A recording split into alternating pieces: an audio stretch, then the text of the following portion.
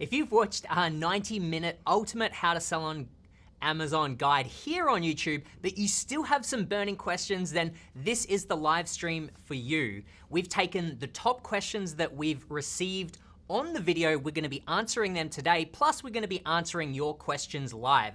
So if you have any questions related to selling on Amazon, then make sure you pop them in the chat box below. Otherwise, Jake, what do you think we get started? Let's dive into it. Cool. All right, so let me bring up the first section here. So just everyone knows, we're gonna be going from the start of the process, product research, is it even worth selling on Amazon, to product research, all the way through to launching and managing your business. So we're gonna go in order here so that it's easy to follow along. So this first section here is it worth selling on Amazon? And the first question here is this a good time to start selling on Amazon?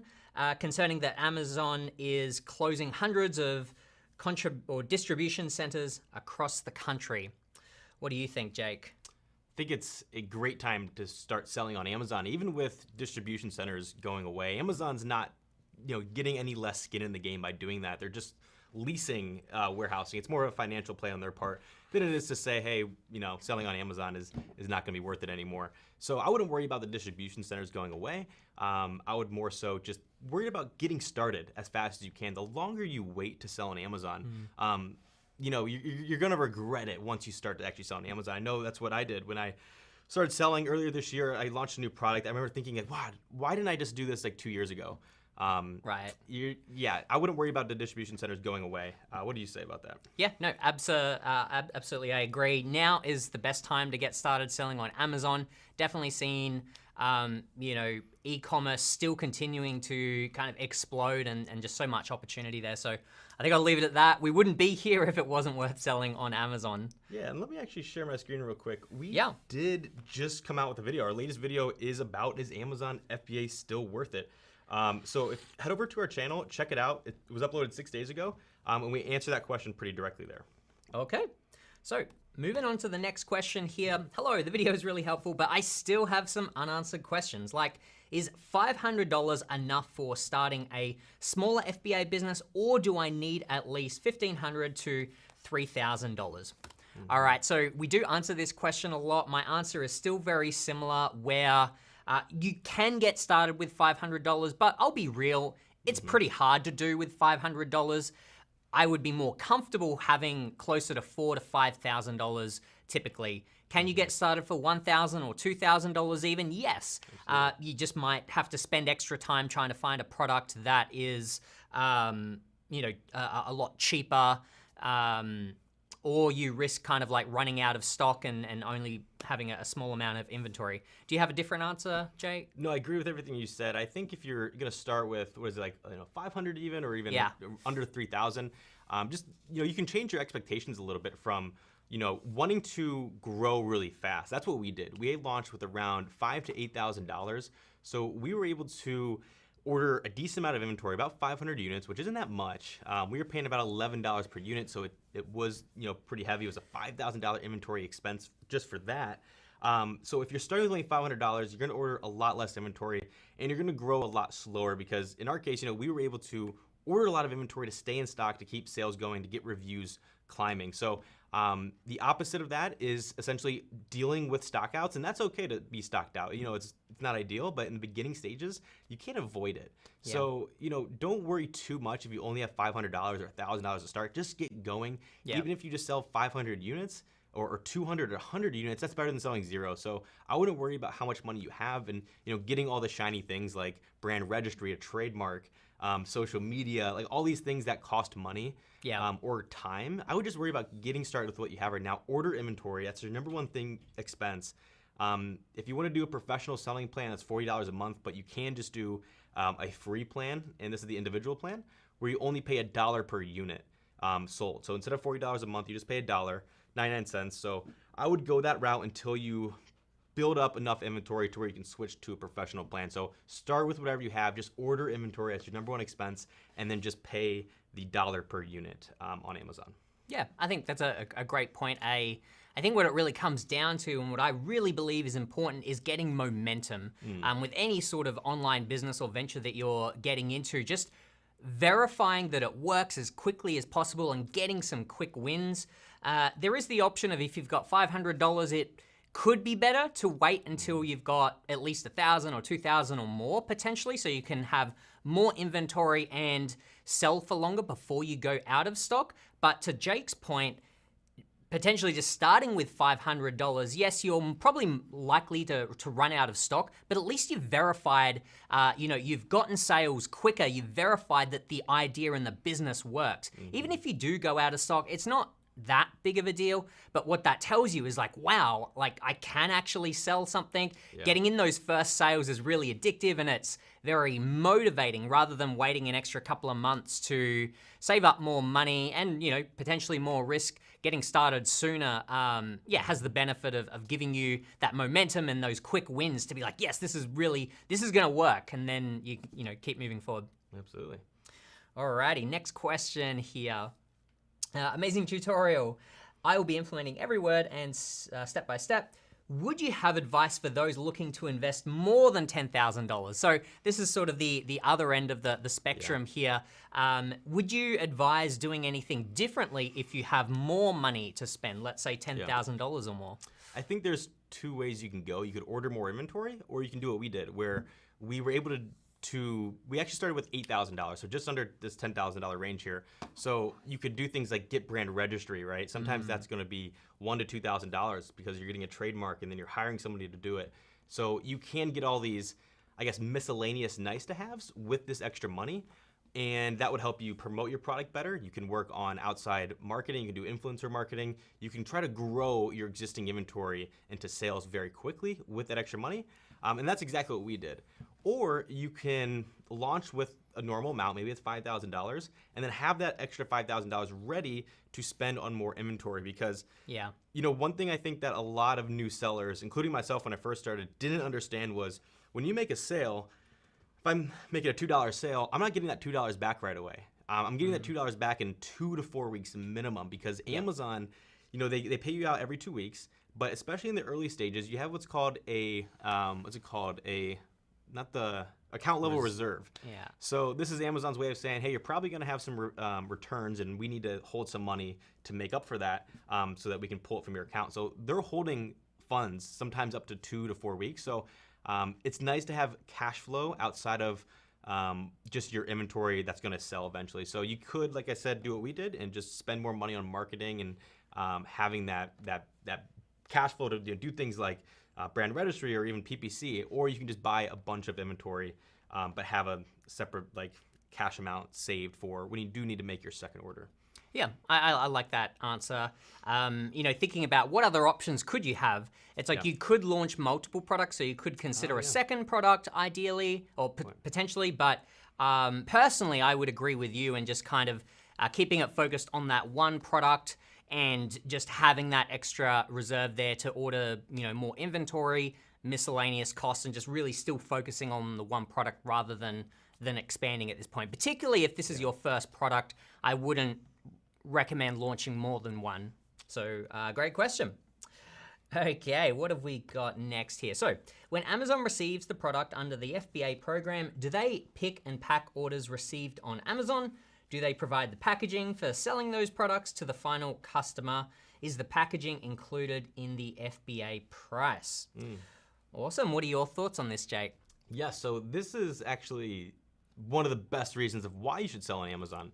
Using FBA, you don't have to do the things that take all this time. You don't have to handle logistics. How are you going to get the product sent in from the warehouse? How are you going to package it? How are you going to buy all that materials? How are you going to send it to a customer quickly? You don't need to handle returns and all that. Amazon's doing that for you, and of course they're going to charge you for that. And to us, that's a great trade-off, because we have jobs. We have full-time jobs. And even if we didn't, even if we had 40 hours a week to work on this business, I would hate managing that. And I'd rather offload that to somebody that has better expertise than we do. So we're okay with paying that. So for answering the second part of this question, the first part, it's does Amazon offer that? That is a yes. And what's the packaging is including the price. Let me show my screen here really quick. If we can get it up there, I know that's actually the wrong screen, but That's all right. Maybe I can explain it here. So with Amazon, you have a bunch of different fees. You have the Amazon FBA fee. This is the majority of your fees, and that's the cost to pick, pack, and store and ship it to the customer. And that is what's included in your price. So you don't have to pay anything extra. They're just taking a cut from your sales. We talked about this in our House on Amazon video that we're doing this Q&A for, about making sure you fit within the rule of thirds. So thinking about your sales price. So if you're selling a product for $30, ideally 10 of those dollars will go to Amazon, right? 10 of those will go to your product cost, so actually the cost of making it, and then 10 of those will go back to you. So the rule of thirds is great to consider when you're looking at your FBA fees. Yes, that is included in your FBA costs there. Yeah, and then the only other thing I can sort of add there in terms of like where is the packaging paid for? Essentially, you pay that to the supplier of the product, and that's sort of inclusive of the price that they give you. So if they quote you, it's going to be $5 for this product, that would typically include, you would ask them what it includes, but that would usually include some sort of packaging. Usually when you order a product, there's a base packaging. It's a very basic one. And then the recommended thing to do is to ask for custom packaging, and then they'll usually send you a design template, which you can send to a designer on Fiverr or yourself or whoever, and get them to create a custom design. And potentially that might cost you an extra 20 cents per unit or something like that. But then your supplier will go ahead and print all of that packaging, and yeah, that will be all inclusive in the product cost to your supplier, and you don't pay any more for packaging. Like Jake said, when it gets to Amazon, they'll box it in Amazon boxes, but you don't pay any more for that. That's all sort of included in the FBA fee. Yeah, good question. Definitely. Alrighty, what have we got here? Let's actually, maybe we'll just keep going for a couple more questions here. So next up, we're gonna move into some more how to find products to sell on Amazon questions, or some product research questions. The first one here is from Camilla, who was saying, if I only have these two options, which one is better? Find a product with only a few sellers selling it, but low demand, or a lot of sellers, but the product is in high demand, zero creativity. Do you have any initial thoughts? Yeah, I do. You mentioned this in the House on Amazon, big video is demand. Go for demand. When you're looking at, comparing high demand categories and low competition categories, I think it's a no-brainer that you're going to want to go. You're going to want to lean with demand, because you can never create more demand. Amazon is always going to get more competitive and competitive and competitive. And I think we kind of proved that. We launched this product here. If you've been following along on our channel here, we have a whole documentary style series called the $1 Million Case Study, where we're showing you how to launch products on Amazon. This was the last product we launched. And this is a pet product. It's in the pet supplies category, and it's washable pee pads for dogs. And this is extremely competitive. Yeah. In fact, during the product research phase, in the episodes that you can see on YouTube, you mentioned hey, I'm kind of nervous. This is a really highly competitive category, but the demand is insane. So many people are buying it, and I think if we even take a percentage of that, 1% of that, we're gonna make a lot of money. I think that is better than just trying to steer away from competition and then launch something that doesn't have that much demand, because you're never gonna get more people on Amazon. But you can still kind of make a way into a category or a niche and collect even a percentage of those sales. And if the demand is high enough, that's a lot of money in terms of dollars. Yeah, couldn't agree more. Yeah. Always go with demand. Always go with demand. And then, sorry, one quick part of that, the last 2 words on that question was zero creativity. And I think they sort of are mentioning, with private label, you're really just getting a product like this and slapping a label on it like we did. But there was a little bit of creativity in here. This is a 3-pack with 3 different colors. And no other competitor really has this design or this style. So this many products, this many units in here. So there's 3 of these, and they're different designs, and then the size is pretty unique as well. It's like a medium size.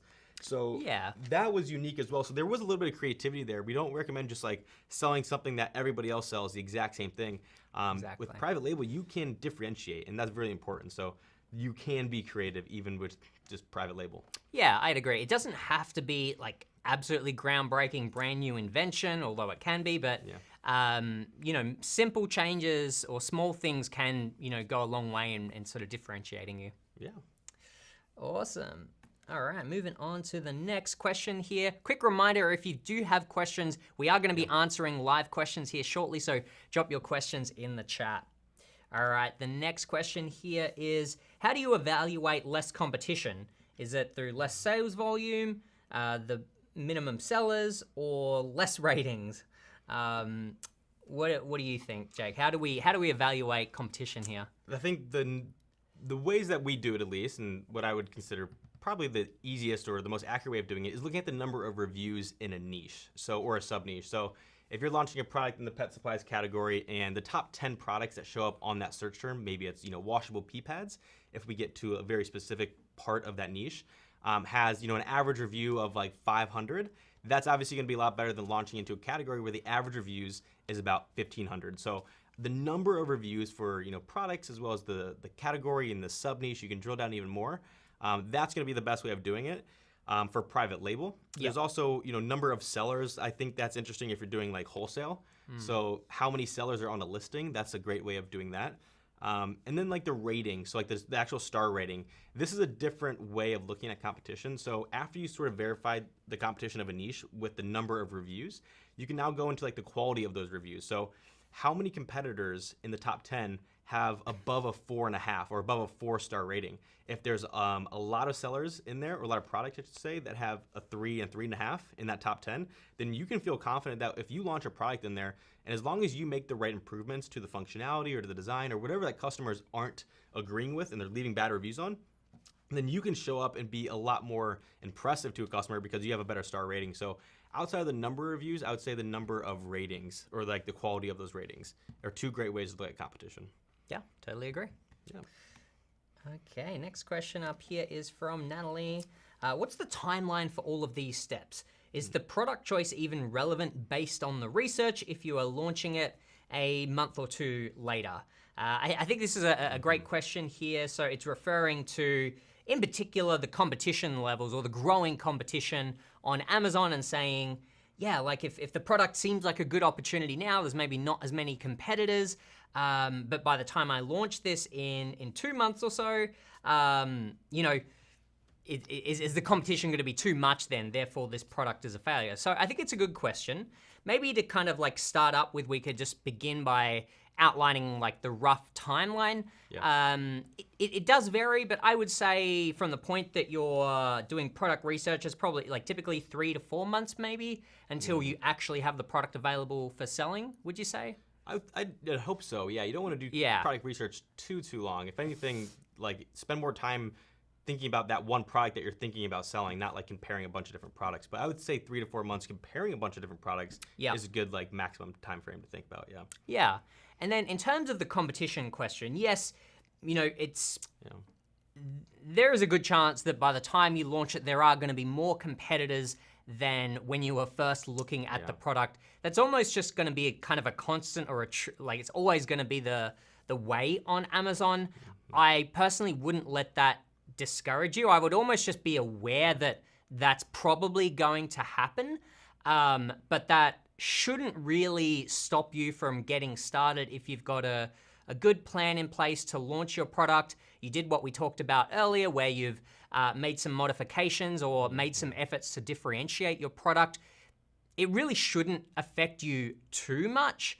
Occasionally there are some products that just have crazy trends and just like an outrageous number of sellers that jump onto that, like fidget spinners a couple of years ago, or anything like that.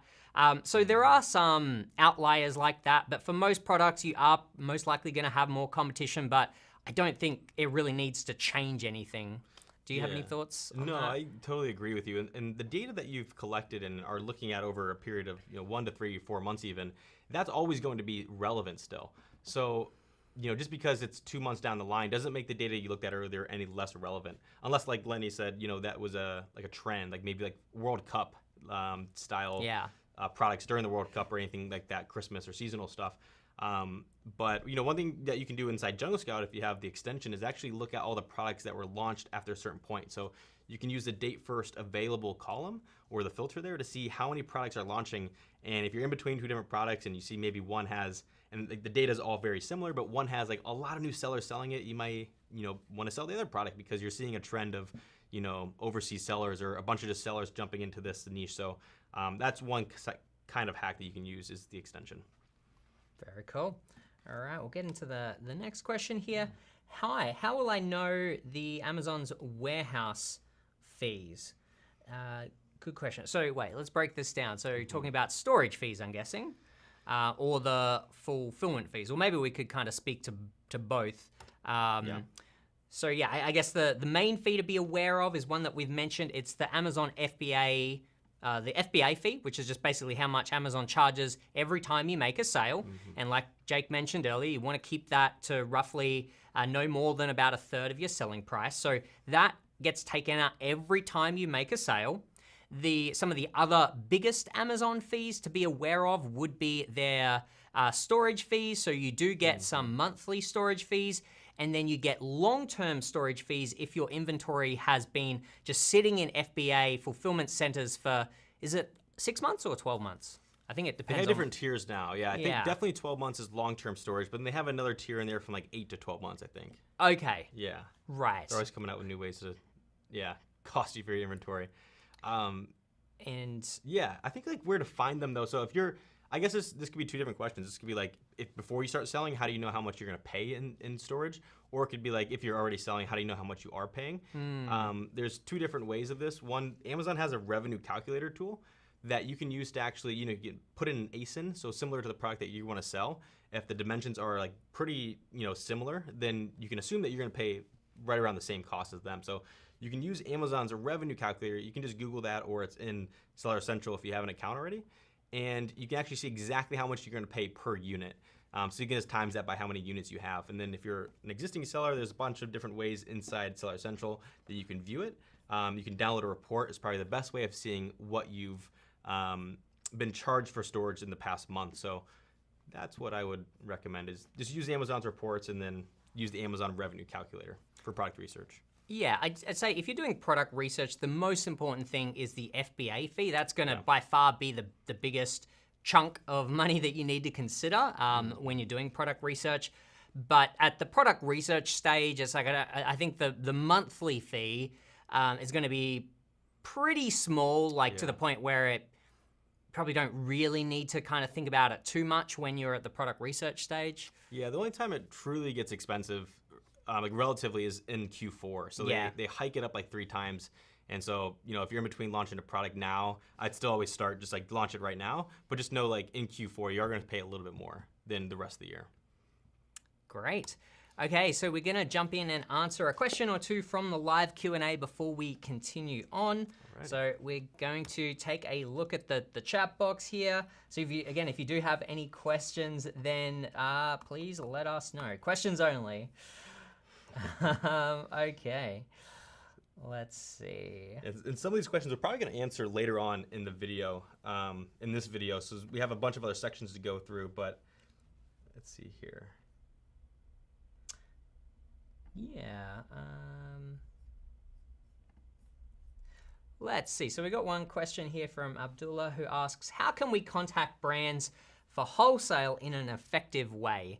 We actually did have a recent video on wholesale. So I'm going to put you on the spot here, Jake. Yeah. Do you remember what were some of the best ways that you found to find wholesale suppliers? Yeah, there's a few different ways. You can reach out directly to the wholesaler, which is hopefully the one manufacturing the product. And you can do this there's really 2 research methods. There's starting with the wholesaler. So finding wholesalers first and then finding the products they sell on Amazon. That's one way. Or you can do what's called reverse sourcing. And this is where you use tools like Jungle Scout to find the best products on Amazon first, and then try to find the manufacturers or the wholesalers, the suppliers that you can then reach out to. So 2 different ways, starting with the wholesaler first or the manufacturer, and starting with the product first. Either way, we have a great video like Lenny mentioned. There's 2 videos on our channel related to wholesale that will show you this process way better than I can just explain it real quickly here. But at the highest level, if you're looking at, I would recommend doing both ways, not just choosing one. But if you're using a tool like Jungle Scout, we've already talked about so many ways that you can use filters to find the best products. And then it's up to you to like do your research on Google to find who makes that product. And it's pretty simple after a little bit of digging around who sells that product. But then if you want to find manufacturers first, this is another great way. You can actually use distributors, and these are people who already have connections with wholesalers that are, saying that, hey, we'll sell it to you if you sell on Amazon. So one of the hardest parts of reaching out to wholesalers is getting them to agree to sell you their product, because they're dealing with this every single day. They have hundreds of emails in their inbox about people like you and I just like trying to get their product on Amazon. So there's a lot of ways that you can stand out, but if you go directly to a distributor who already has those connections, that's an easy way to get in the door, so you don't actually have to reach out to the wholesaler yourself. You just reach out to the distributor and they're happy to sell you their product. So yeah, definitely watch our videos on YouTube about that, but those are the two best ways to find wholesalers or brands. Awesome. Kind of keeping on that same topic, I see another question here for wholesaling.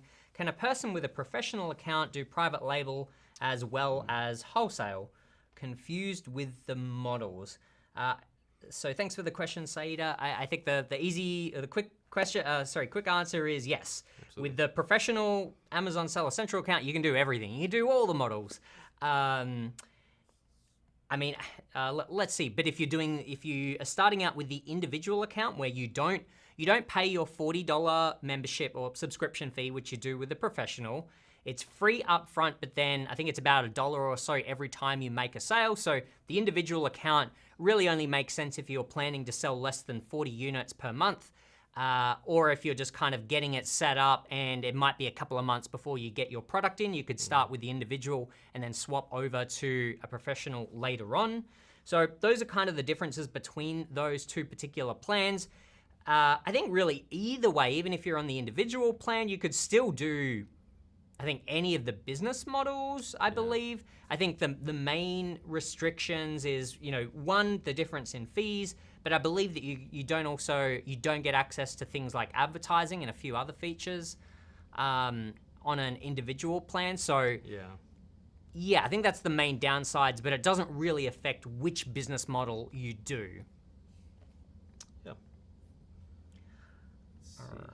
Yeah, maybe we'll do one more question, then we'll keep going with the other questions. So here's a question here. I think we'll actually talk about soon. So we actually have a section coming up about barcodes, labeling, and packaging in particular. But this question here is, I'm in Pakistan, and I want to start selling on Amazon in the U.S.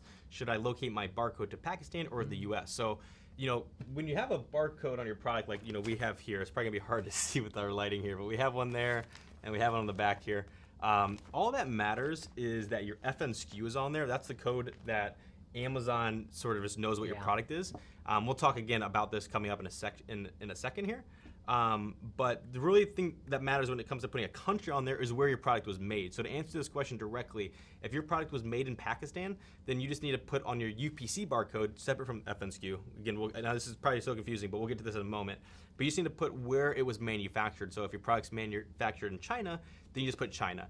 It doesn't matter where you're selling or where you're living. It just matters where your product was made.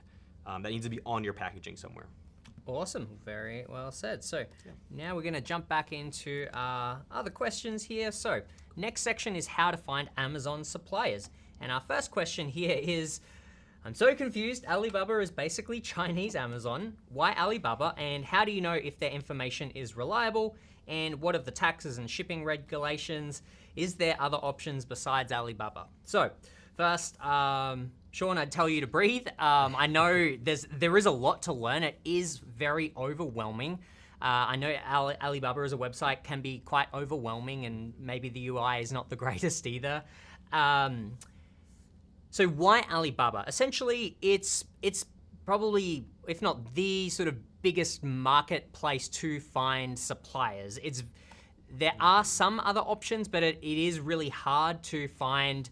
It's probably just like your best, biggest source of suppliers to find products. That's why Alibaba. There's, I'm trying to think of some of the other ones. I know ThomasNet is sort of out there for finding US suppliers. Yeah, and then there's another one as well that's not as big as Alibaba, but I'm kind of having a mental blank here. Global Sources? Global Sources, yes, okay. Yeah. Global sources is another one that you can check out. I don't know if outside of those there's any really great marketplaces to find suppliers. There is sort of a Chinese version of Alibaba that I know some people have used. It's a number. It's like I can't remember what the number is. It's like 16. Okay. 1616 or like there's like I can't remember the name of the website, but it's essentially Alibaba, but everything is in Chinese. So it's for English speakers or unless you speak a Chinese language, it's difficult to navigate. But I do know some people that have used that, and once they've got past the translation issues, they've been able to find supplies that they couldn't find on Alibaba. But if you're trying to keep it simple, then that probably makes it even harder. Alibaba is probably the best place to go to. Next part here is, how do you know if their information is reliable? I would say Alibaba has gotten better over the years in verifying information that is on suppliers' profiles. Once upon a time, I think the suppliers could just 100% put in whatever they want. They could say, these are the countries we work with, this is how much revenue we turn over, and they could, put in all of their information. Whereas now there's an extra level on some pieces of information where Alibaba sends in third parties to verify particular pieces of information, and there's like a verified stamp there. So it's still not perfect, but the information on there you'll find today is more reliable than it was, a couple of years ago. So it is getting more and more reliable. It is, though, important to reach out to these suppliers, ask them questions, look at their,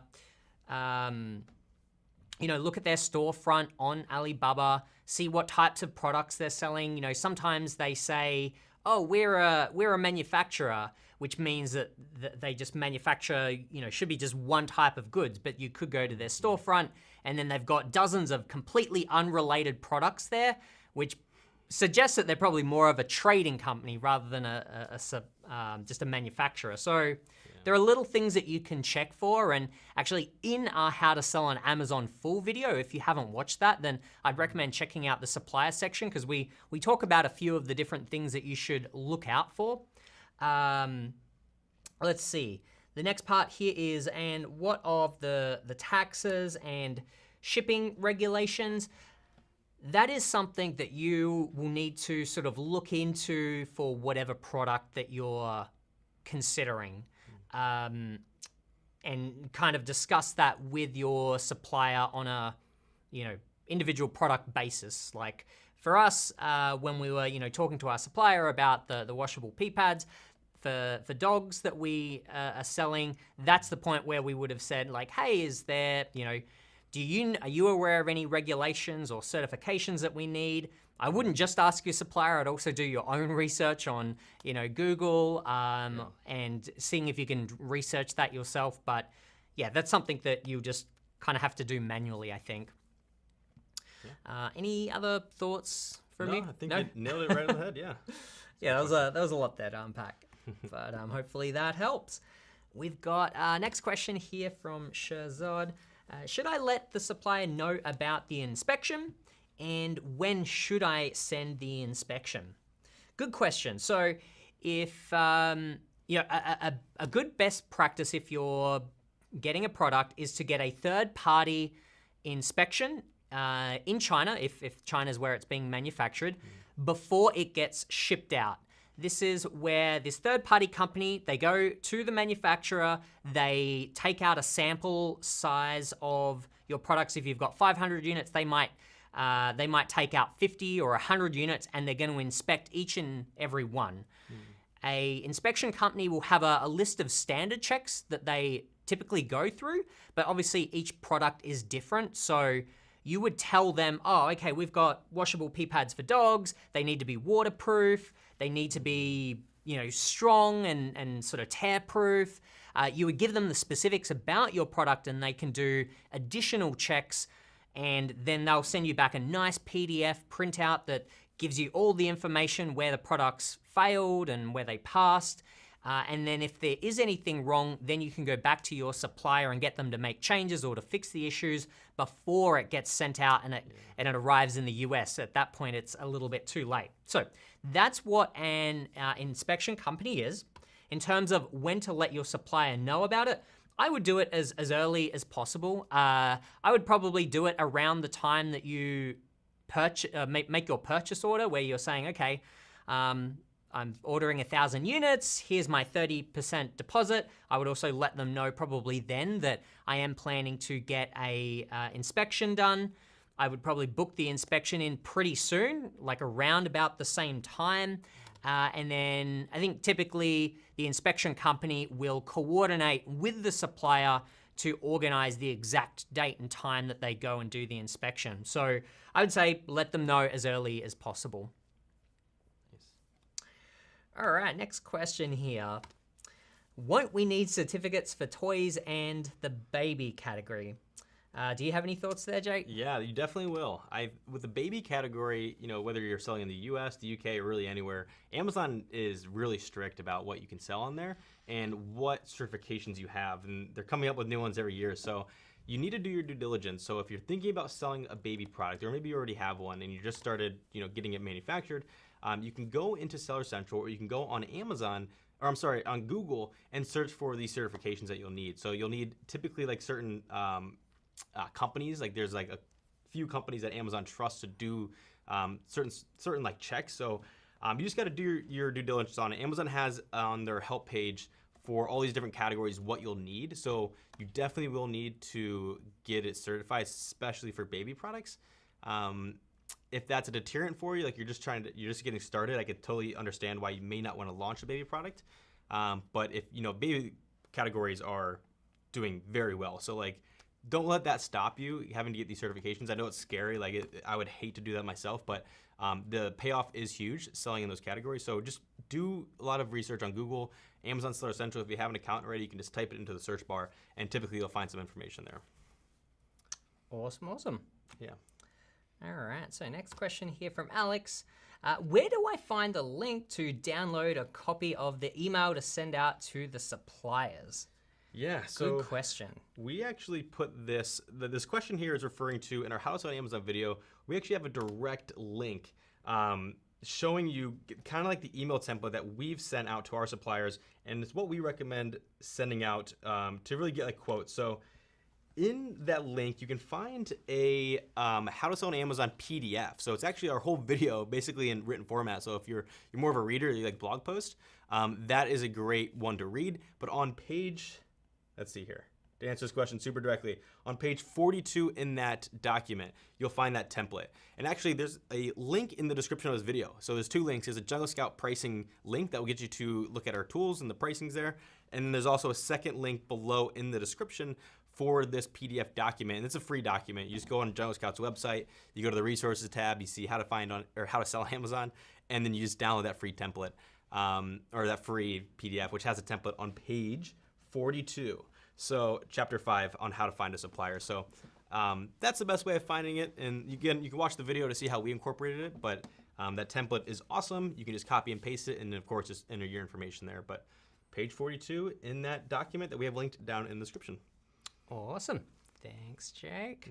All right, let's get to the next question here. Oh, actually, it looks like we're up to a live Q&A. So nice. We might just real quick take a couple of questions here. We'll go back to the chat box. Okay. Let me know if any jump out to you. Otherwise, I've got one here that we can answer real quick. This one's kind of going back to product research. How can I solve analysis paralysis? I want to launch my product, but I fear that I may not get enough reviews to boost sales. And I also see a lot of sellers from China jumping in. So I end up doing more analysis. Good question. Analysis paralysis is probably like the biggest enemy that you're going to face when you're trying to find and launch a product.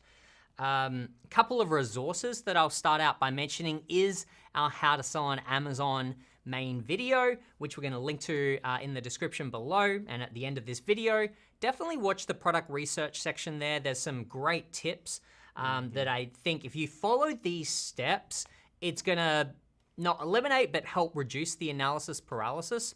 We also did a great video last week. I think it was last week where we did our live product research wrap up. And in this live product research video, or it's actually a series, we go through the process of finding products live. And then in last week's episode, we kind of talk about how we would pick a particular product. So I think that one could be helpful for you to check out as well. It's like a little bit more of a deep dive into product research. You get to see how we would approach the things that we're thinking about when we're looking at different products. So I think maybe sometimes just seeing how someone else does product research and the sorts of things that are going through their head might help you out as well. Yeah. In terms of any other practical tips that I can give you to solve analysis paralysis, you mentioned that you're seeing sellers from China jumping in. It kind of goes back to what we said earlier where, you're going to see more competitors jump in. Probably by the time you launch the product, there will be a few more competitors. What I would ask you is, with the sellers that are jumping in right now, the ones that are actually selling today on Amazon, do the numbers still make sense? If there's different sellers there or different listings, but you've checked out your numbers, you can still get a healthy profit margin, there's still lots of demand. If those things are still both true, then I wouldn't really worry about Chinese competitors jumping in. Where I would worry is if they're coming in and they're, selling at a really low price where no one can make any money. And it's driving the price down. That's something I would look out for, but yeah, as long as you're still profitable with those numbers, then I wouldn't worry about it too much. Do you have any thoughts to add there? I would say one thing too on the note of seeing a lot of new sellers coming in, maybe specifically Chinese sellers, like the manufacturers in this case, I imagine, is what you're worried about. Think about the quality of your product versus theirs. Is their product very generic? Do they understand marketing as good as you do? Are they just trying to pump a profit? Or, what's their listing look like? What's their product look like? Maybe buy it and improve your product. If you're in analysis paralysis for too long, hopefully it's like figuring out how to improve your product, not comparing it with a bunch of different products still. Eventually you do need to move out of that phase where you do find a product, you landed on it, and now you're like, okay, how do I improve this product? So you almost start to do like product research on that product itself. So you just found one product like we did with these pee pads. We were comparing these with dog bowls and a bunch of other different things, even outside of the pet category. And what we did eventually is once we landed on this product, we then did product research on this product to see are people selling 3-packs, 2-packs, 1-packs, what colors, what sizes? And so we did a whole product research stage there just for that one product and found out ways to make it different. So even if people were to jump in and start selling this product, which a lot of people did, and a lot of people actually used our photos. Yeah. So it was really hard to compete with them. But because our product is better, it's genuinely better, and you can see that in our reviews, you don't need to worry too much. Like Lenny said, you're gonna have competitors always jumping in. So just make your product better, thinking about how you can do that from a functional standpoint, design standpoint, but then a marketing standpoint. Because remember, if you're competing against a bunch of Chinese manufacturers, they're probably not having the same mentality, or they're not equipped with the same skills as you do, who really loves your product and is willing to spend time on it. So hopefully you can see it from that angle and get started as quickly as possible. All right, just letting everyone know we are still there. It looks like we've frozen, but we will be back in a moment. In the meantime, let us know down below. All right, there we go. Any more questions you have? Yeah. Cool. So we're definitely live. These are the things that happen. All right, maybe, we'll do one more quick question before we move on. Also, just letting you know, if you're getting any value from this, then let us know by giving us a thumbs up down below. Got a good question here. So, okay. C asked, is it a good idea to sell something that you know and love to sell? This is I love this question because, we're data nerds. We're like, no, just look at the data and then let that tell you what to sell. Like, we don't love washable pee pads. We never just thought this would be awesome to sell. The data told us it would be great to sell because there's a lot of sales there. The competition was, relatively okay, and the cost, the fees were okay, and we liked that. Yeah. But if you know and love something, that is a huge advantage point that you have over your competitors. In fact, if we were comparing the pee pads versus a pencil or something way more bland, I think our last line of defense would have been like, what do we love more? What can we see ourselves selling more? And one thing that I'd recommend doing is if you want to start this way, like starting on like just like your own, thoughts and opinions, like, oh, I love soccer or football, and I love basketball. And then what you should do then is use a tool like Jungle Scout to find the best products in that category. A lot of people have hobbies, but there's so many different types of ways to sell something in that hobby or in that category. So if you're starting with basketball, for example, then look at different basketball products. There's hundreds of them, thousands perhaps, because you can bundle different products. So start with something you love and then look at the data to confirm it, because the last thing you want to do is just sell a basketball because you love basketball, but like you didn't realize you're going to be competing against like Spalding, Nike, Adidas, these big companies that it's going to be so hard to compete with. Whereas if you just did a little research and looked at the data, you may find a little sub niche in there, like, oh gosh, why am I trying to do an example now? But I'm trying to think of a really good example. But there might be something very niche in there that still fits your passion, but that is going to sell, because that's the last thing you want, is to sell something where there's no demand or the competition is just absurd to think a new seller could come in to it.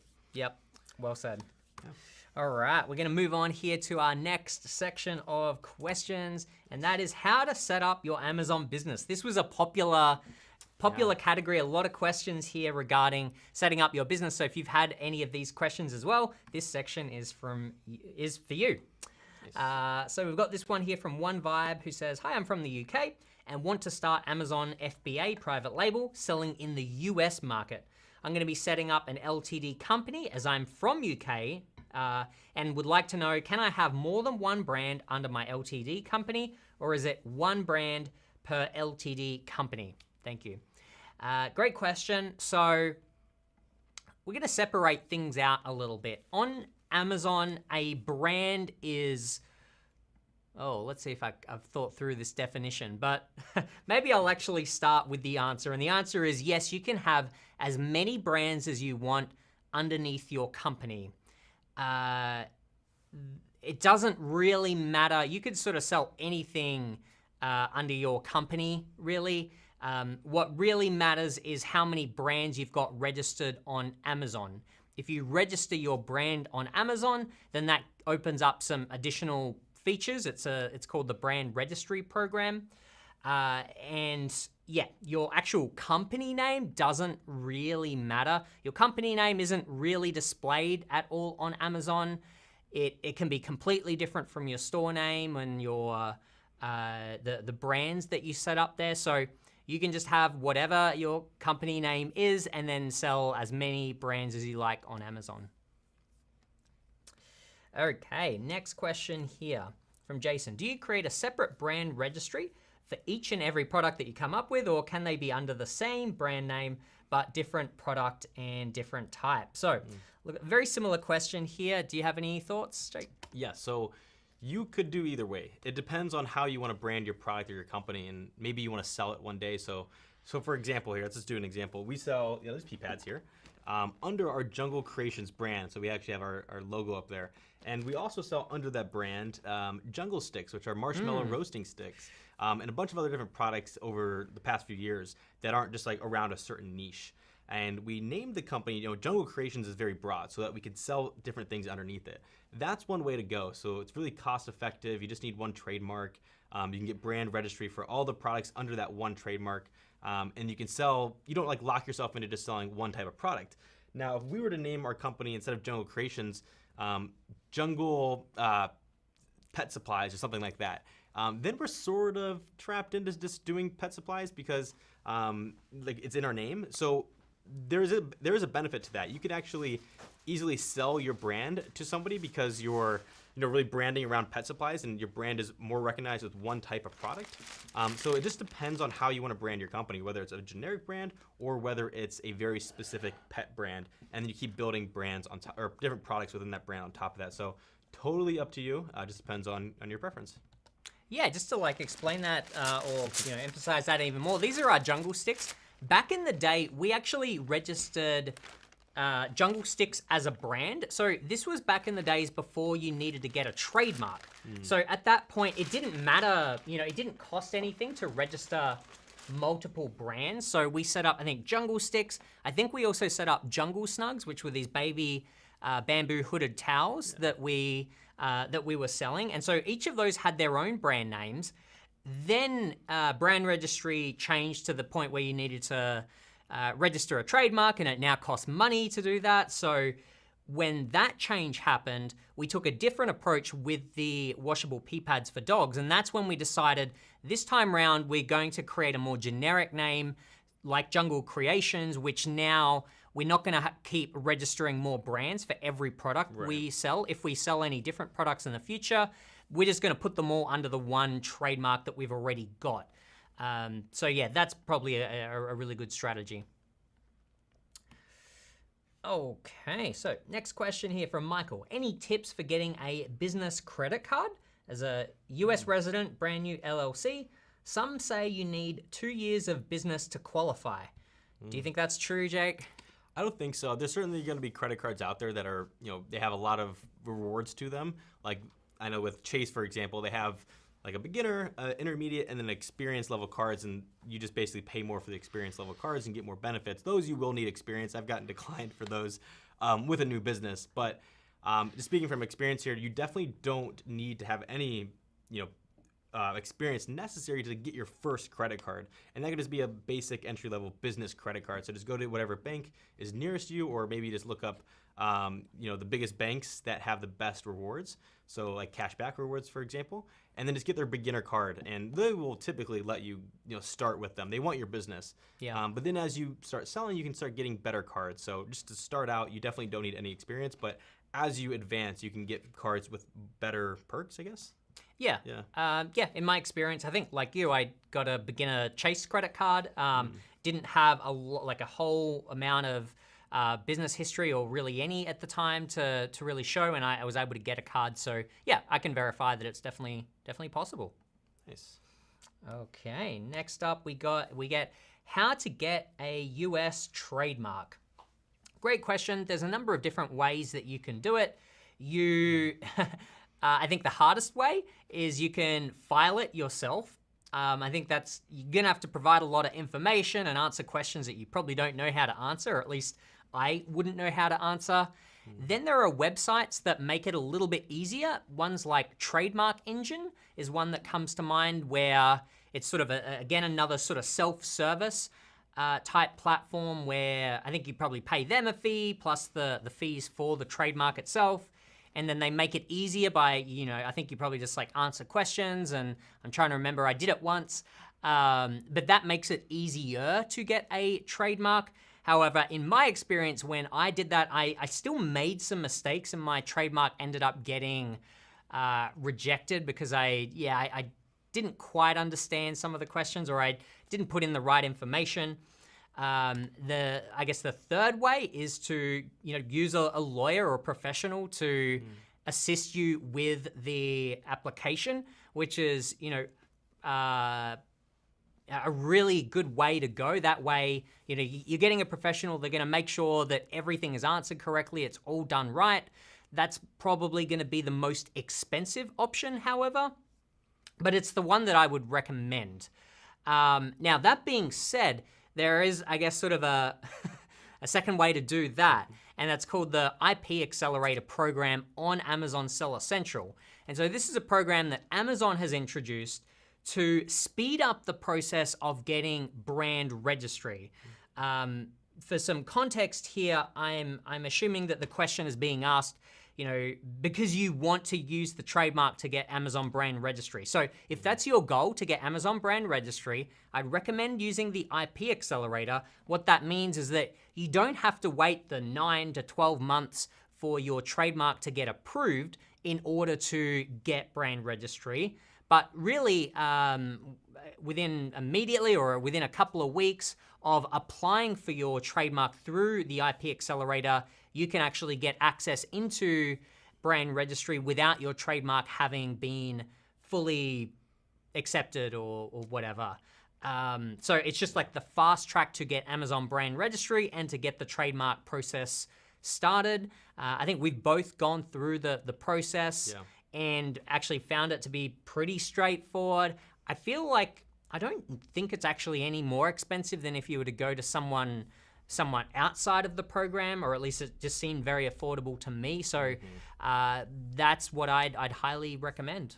Yeah, one of the other benefits as well with the IP accelerator offered by Amazon is like you don't really need to submit anything else to Amazon because they have those connections already with the lawyers that you're working with. So whenever your trademark does get approved, there's really nothing else you need to do with Amazon. So instead of just like submitting your documents to Amazon and waiting for their approval, like Lenny said, you get approved right away when you apply. And then once your trademark actually gets accepted and stamped, then Amazon knows that already. You don't need to actually do any more work to convince them that you do have a trademark. So outside of the speed of getting the benefits, I think just like the ease of use and the simplicity is another great reason to use that program. Definitely. All right, next question here is, how can I sell if I have no trademark? I mean, isn't it required to have a trademark, or can I sell my own product with my logo without having any trademark registered?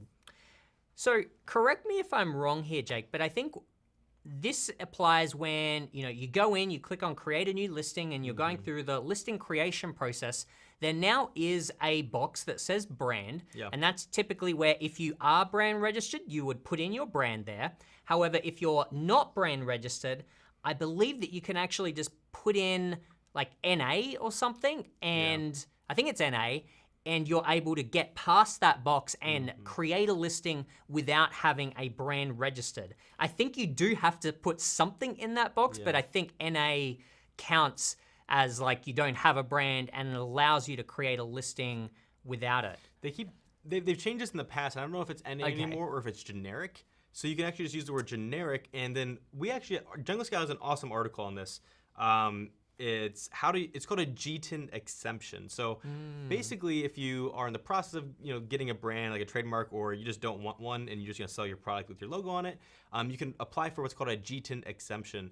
And basically, that just allows you to use the word generic as your brand name. So if Amazon doesn't let you do it, like if you just type in generic or NA and it's giving you some error code, then type in on Amazon, it's in Seller Central, how to apply for a GTIN exemption, or just GTIN exemption, or you can even Google it, and then use the word Seller Central to get the best results out of Google. But then you can actually apply for GTIN exemption. You basically it's a couple clicks. You just say, hey, I don't have a brand. I'm gonna use the name generic in my listing. Click apply, and then hopefully within a few days, or I don't know how fast it is, but it should be quick, Amazon will grant you the permission to use generic on your listing, or in the back end of your listing. So a GTIN exemption is what you'll need. Again, Jungle Scout has an awesome blog on this. Just go to our website, junglescout.com, use the search bar and type in GTIN exemption, and there'll be a whole step-by-step process how to do that. Awesome. Next question here is, please advise, if I live in India and I want to sell in the US through Amazon FBA, should I have my own physical address and person there? If not, what happens to my items that customers return? Great question. So you don't need to have a physical address in the country that you're selling. That's, again, the great thing about Amazon, or specifically Amazon FBA. So that's the key thing here, is that if you're using Amazon FBA, everything gets sent to their fulfillment centers. Amazon deals with the pick, packing. They deal with the return. So if a customer returns products, they get returned to Amazon's fulfillment centers, and they just stay there in a unsellable condition, or sometimes they can be resold, but it all gets sent back to Amazon's fulfillment centers. Where you would need a physical address is if you've got a number of returns. Let's say you've got 4 units there that are in unsellable condition. You do have the option to kind of withdraw them from Amazon, and the reason you might want to do that is to repackage them and send them back in, or because they're just unsellable. But generally, if it's a lower cost product, it's probably not worth the expense to take them out anyway. Or the other option you have is to dispose of them. And so Amazon will charge you a small fee, and you can just get them to dispose of your product, or actually I think they've even got an option to liquidate the product for you. So again, they're taking care of the whole process, and you might get reimbursed like a small amount for the product. So those are some ways to get around not having a physical address. You definitely don't need to have that. All right, next question here is, can I use a debit card to open a Seller Central account? or maintain a transaction with Amazon and other payments. I believe that you can actually use a debit card because I've personally used a debit card on my account and that's been charged for advertising or if I've had other fees that I have owed. I know Amazon does say they need a credit card, but in my personal experience, a debit card's worked fine.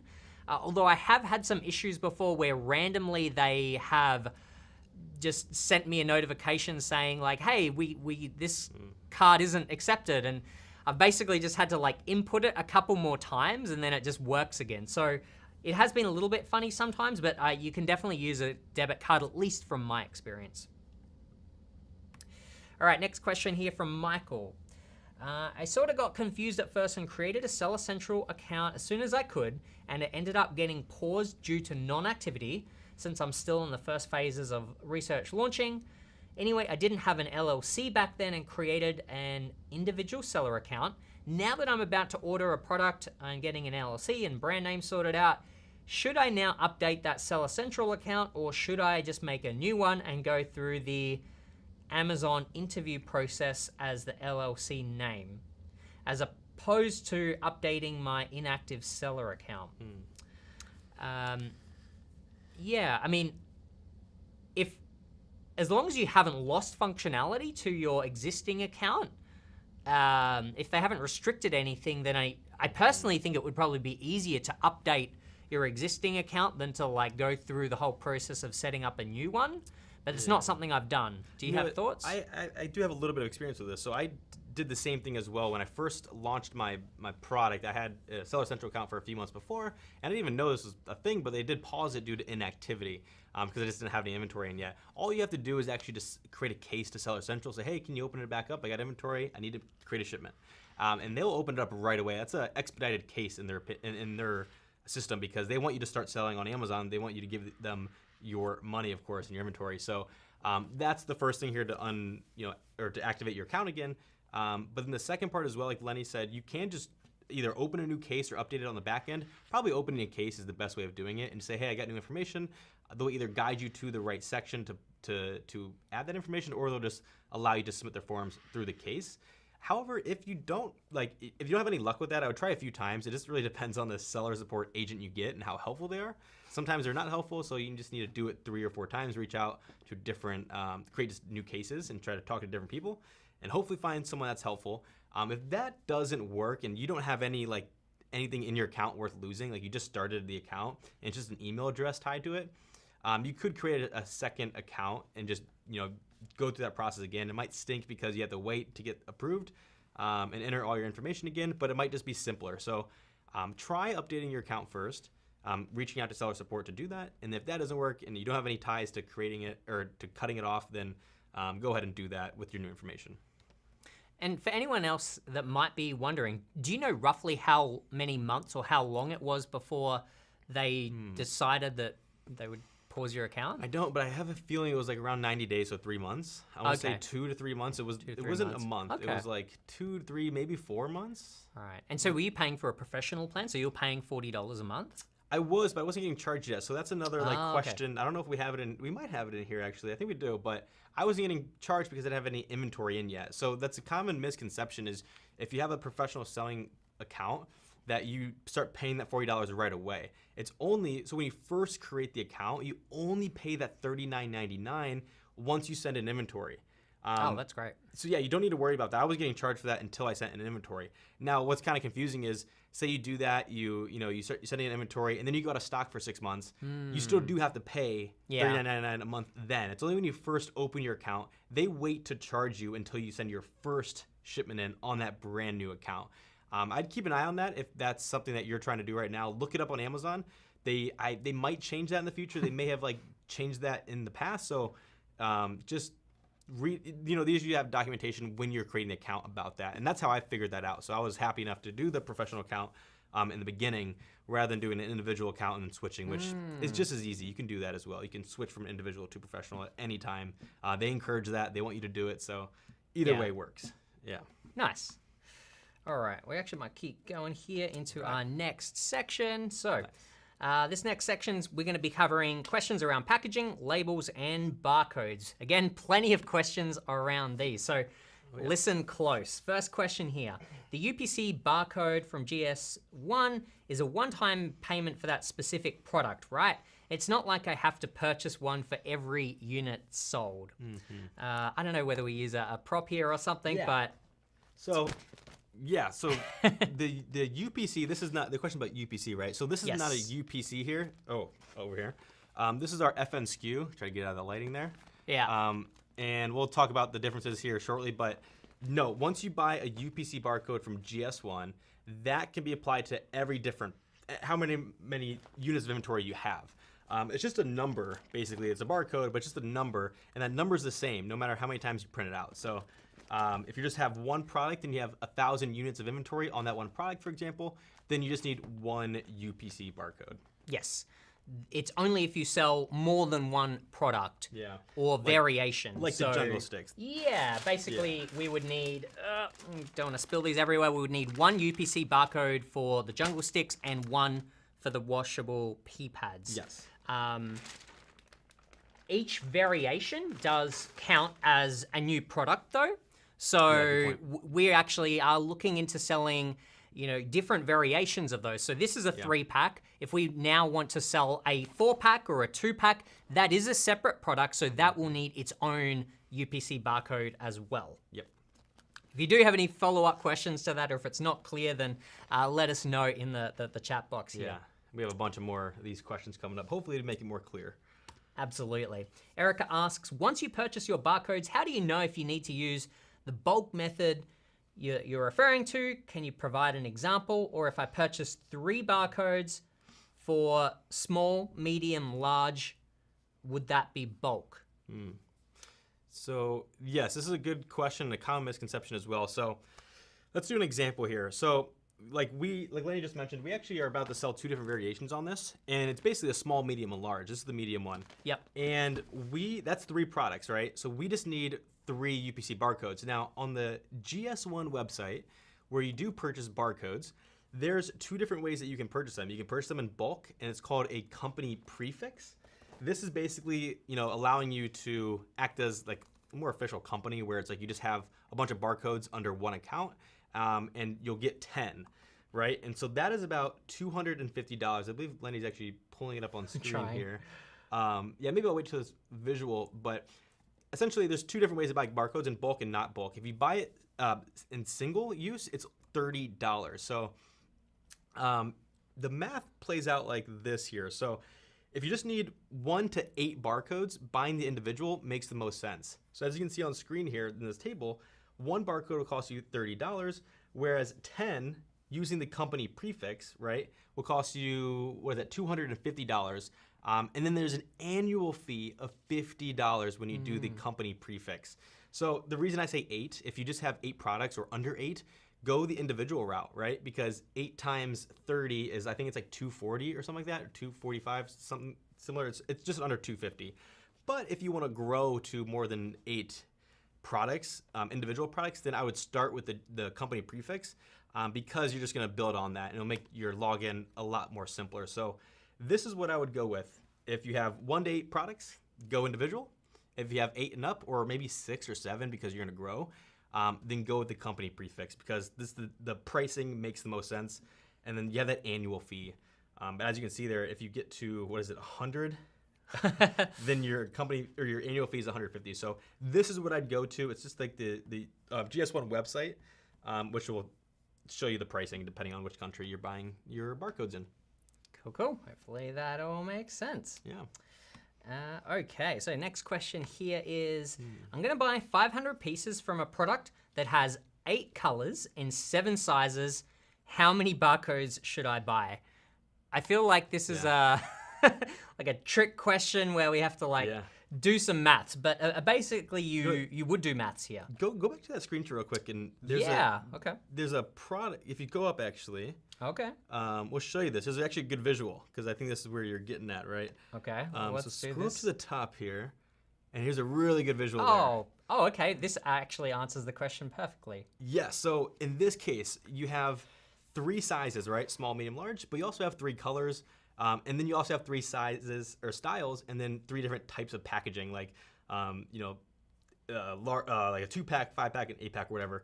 And as you can see here, that's 81 barcodes because you have these different variations. Right. So I think that question was more so with like 3 sizes and 3 Yeah, colors. I think for probably, in this particular question, and probably for most people out there, they're probably looking more at this first example here where you've got some size variations and color variations. So that equals 9 separate variations. Each one will be treated as a sort of an individual product and will need its own barcode. So yeah, I think that's like a great visual there. I'm gonna come back and see, what is it? So there's 8 colors and 7 sizes. So what is that? 50, is that 56?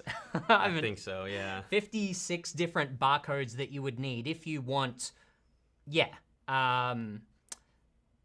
you're doing 500 units of all of those different variations. No, that's right, isn't it? 7 times, it'd be 7 times 8. So, I think so. 56 variations, and I'm assuming that you're ordering 500 units of all of them. Mm-hmm. So yeah, you would just need 56 barcodes. Yeah. Doesn't matter how many units you're buying. You just need to know how many individual products you have. And then you just print each of those 56 barcodes 500 times if you've got 500 units of each variation. Yeah, hopefully that answers the questions. I hope so too. Let us know in the comments if you want more explanation on this or another example. Just let us know. We'll answer some live questions after this. Absolutely. Next question here is, my question is buying a UPC barcode. Which country should I enter on the box? The one where I am selling or the one where I am living in? In my case, I'm intending to sell in the UK and I live in Ireland.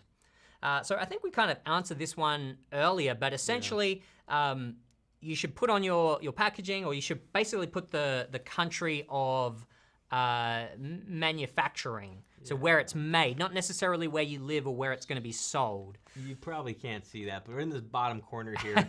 It's not on our barcode. It doesn't need to be. It just needs to be on the packaging, but it says made in China right here. So that's what we're referring to. That's where our manufacturer is located. Yes. All right, moving forward here.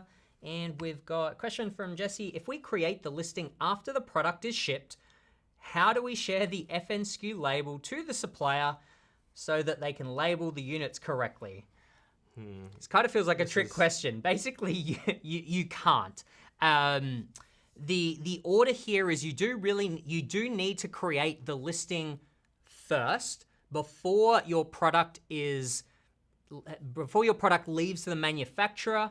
And that's because you need to have the listing available in order to generate your FNSKU label, which then needs to get put onto your product.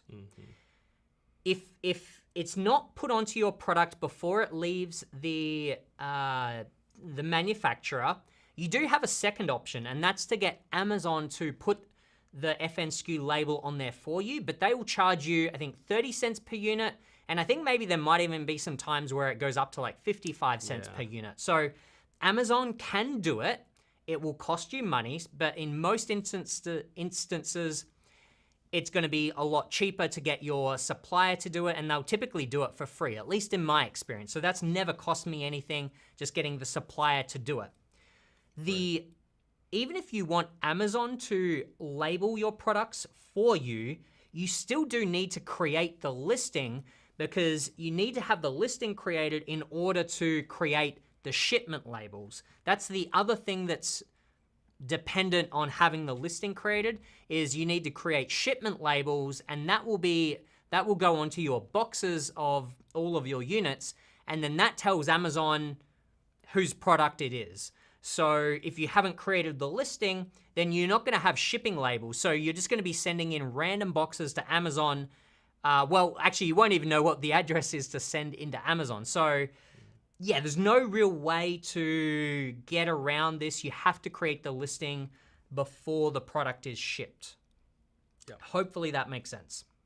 I guess the only other way around it is if you don't send it into Amazon first. Let's say you get you get all of your units sent to your house, or you get it sent to a 3PL.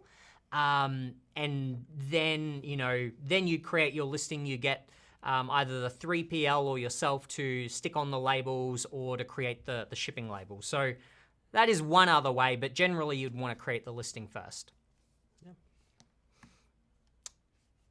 Okie doke. Question here from Lisa.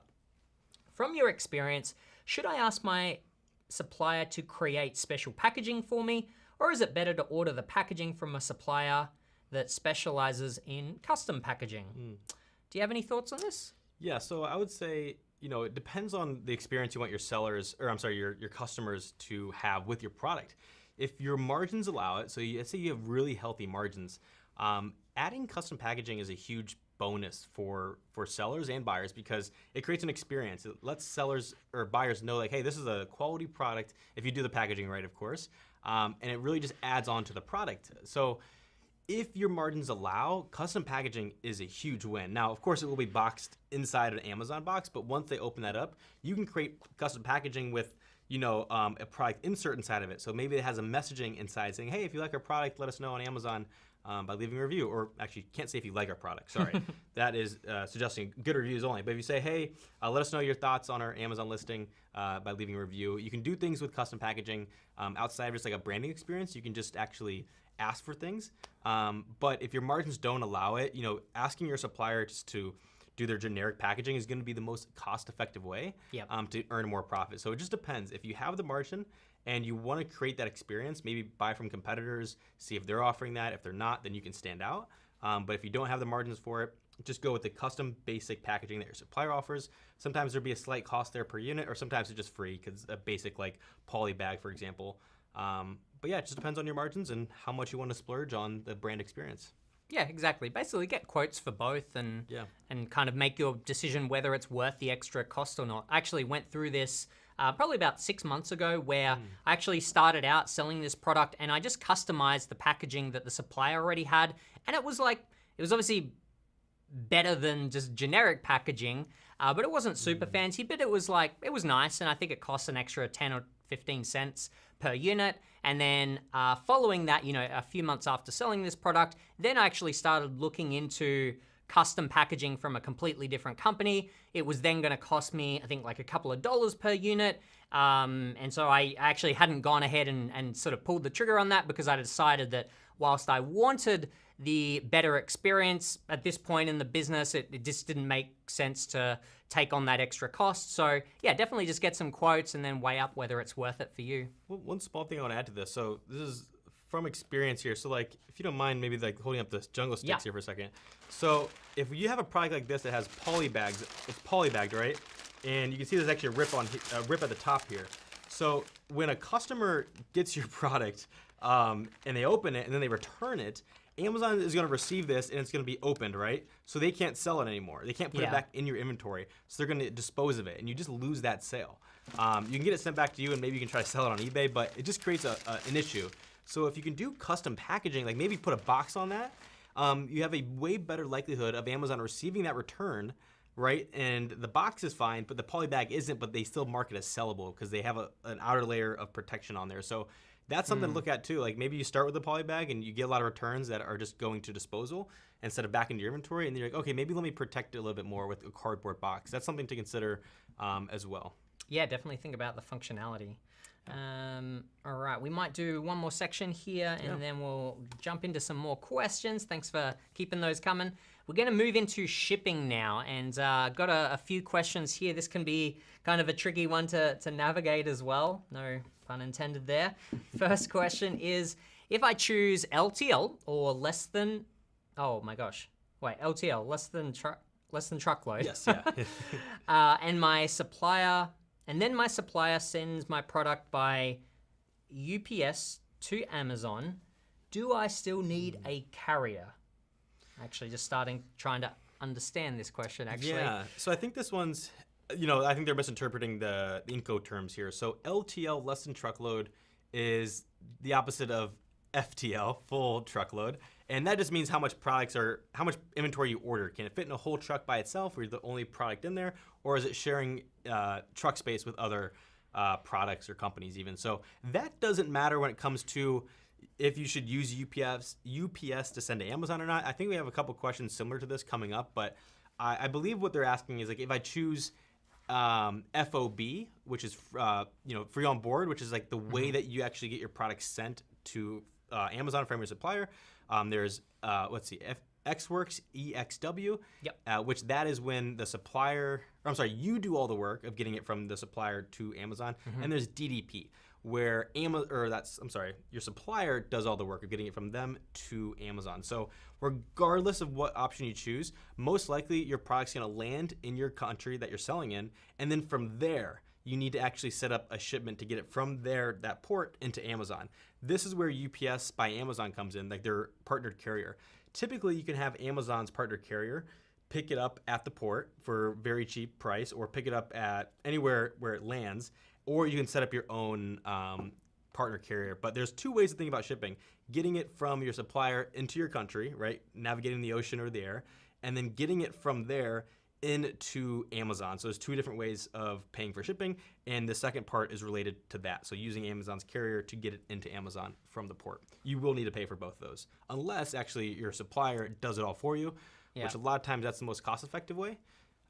So I guess that's the answer there is, two different ways of shipping. That's how I would answer that, All right, moving forward with shipping here. Quick question regarding shipping to Amazon.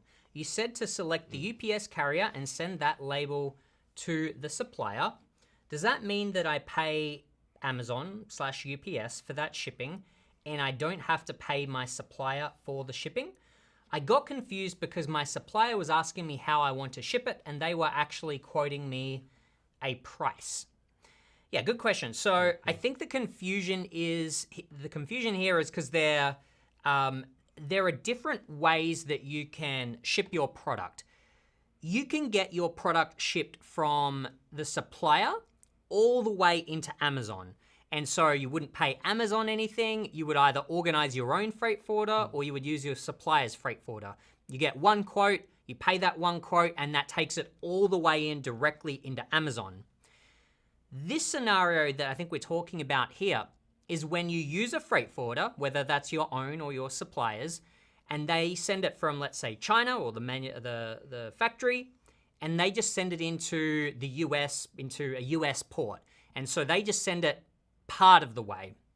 You then organize, or you can then organize sort of domestically within the US, you can organize Amazon to do the delivery for the final leg of the journey, and they'll pick it up from within the US. So that's when we're talking about like picking Amazon, UPS. They're going to be picking it up from somewhere within the US. So in that instance, you would have two shipping quotes. So your supplier could very well be giving you a quote, and that's just to get it into the US. Maybe that freight forwarder has their own storage and prep center in the US that they're sending it to. And then you're going to, organize Amazon to pick it up the rest of the way. Therefore, you will be paying for two shipping quotes again, or you could just send it all the way directly into Amazon. Really, it's up to you which way you want to go. If you want to, one reason why you might have the two shipping quotes is if you want to, let's say you want to send in 4,000 or 5,000 units because it costs you less to produce that many at once, but you perhaps can't send in that many into Amazon. You might send it into a 3PL, meaning you'll just third-party storage, not in Amazon, because maybe Amazon only allows you to send in 1,000 units at the moment. So you might get your 5,000 units and just send them into a 3PL center somewhere here in the US. And then as you need it, you might get Amazon's UPS or Amazon's partnered carriers to pick it up and take it in the last stretch of the distance. And so you would pay Amazon for that. When you do book that, you do it using Amazon's send to Amazon workflow. They'll give you a quote there of how much it will cost, and then you just click the accept charges, and then Amazon will charge your card on file. So that's how you do that. Have I missed anything there? Is there anything you want to add? That. Yeah, I think you covered that pretty well.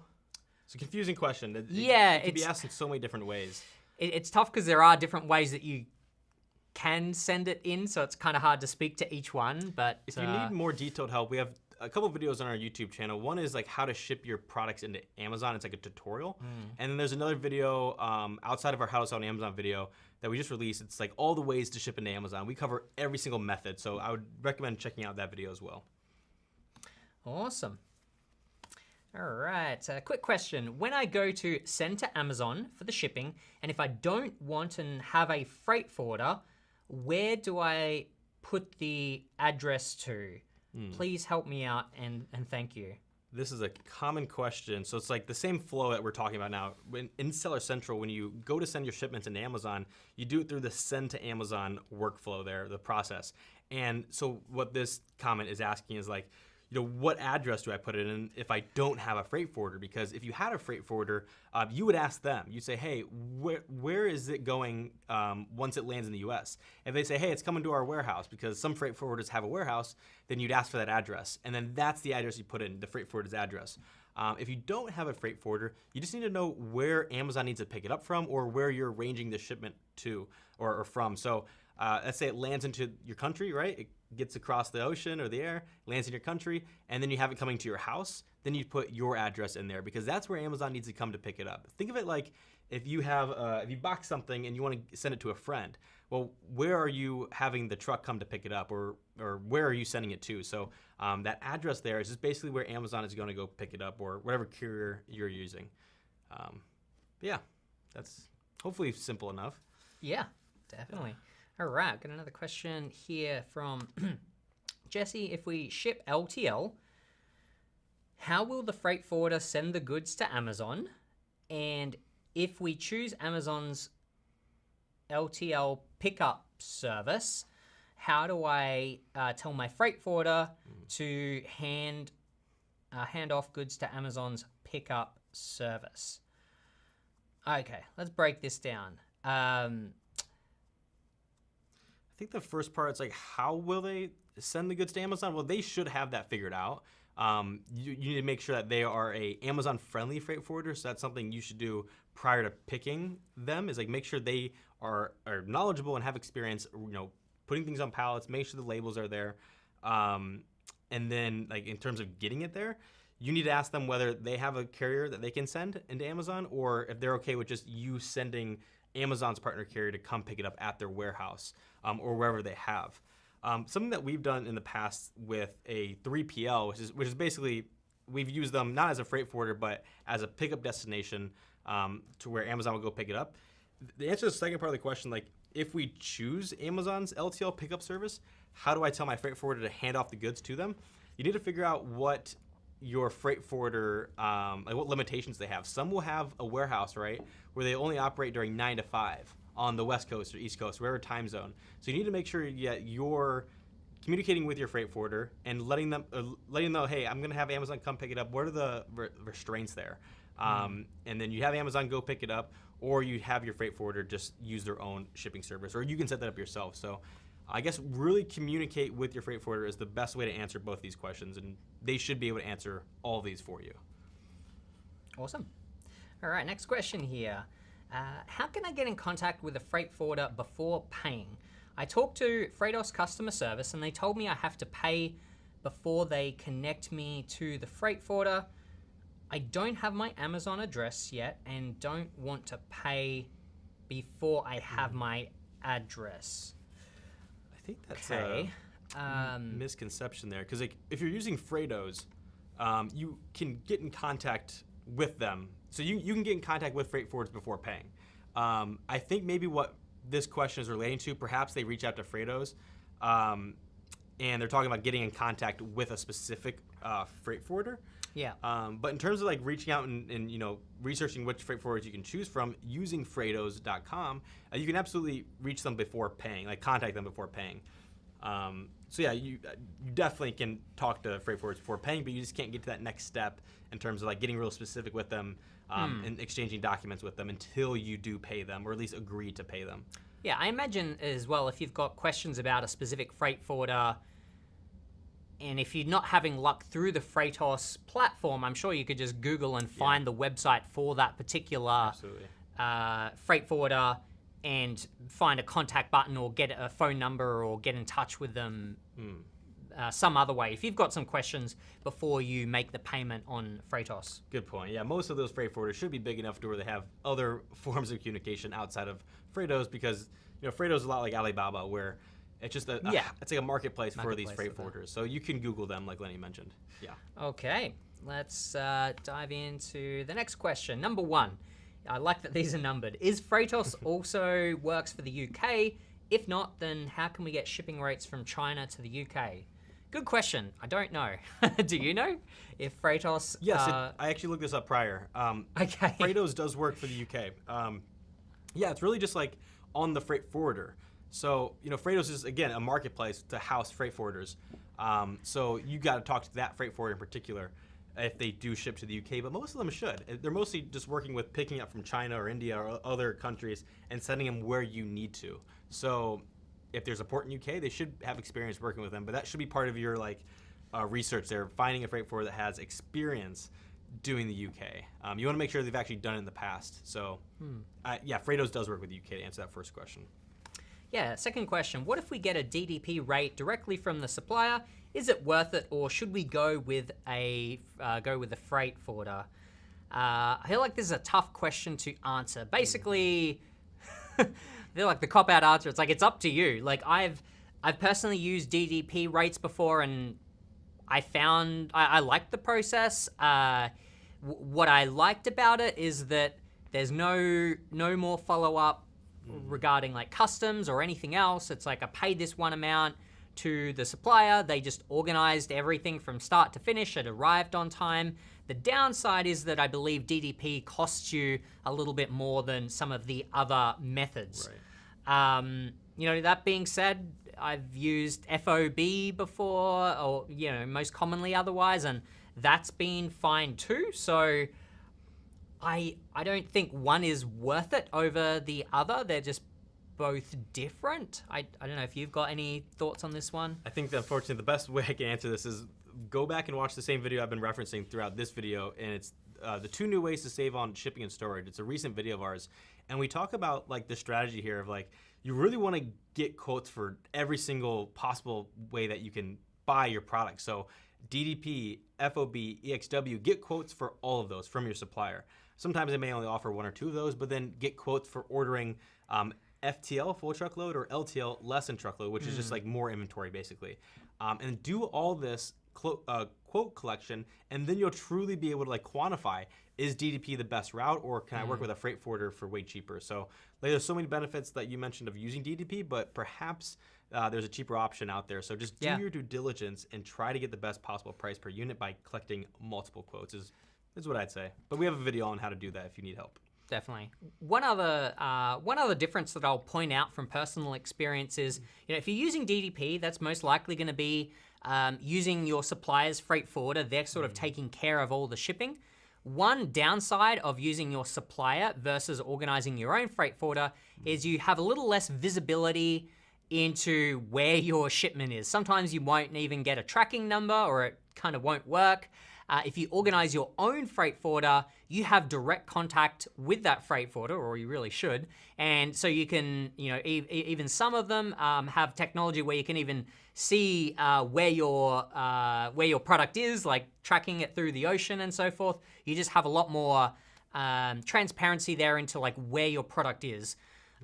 Versus when I've used my supplier's freight forwarder in the past, my product just sort of disappears for a couple of months, and then eventually it rocks up, and then I can sleep again at night. But there's a period there where I can't get in touch with that freight forwarder. I'm sort of just the middleman, and I have to ask my supplier, like, hey, do you know, it's already been 2 months, where's the shipment? And then they go to the freight forwarder and trying to find out. So that has made me a little bit nervous in the past. And if you feel like you might be nervous about not having that direct contact with the freight forwarder, then maybe you're better off organizing your own. Just something to think about.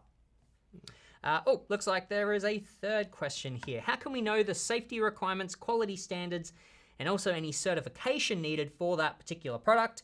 I checked my competitors, but no one added any of that certification and quality about the product. I'm going to sell in the UK, and the category is baby.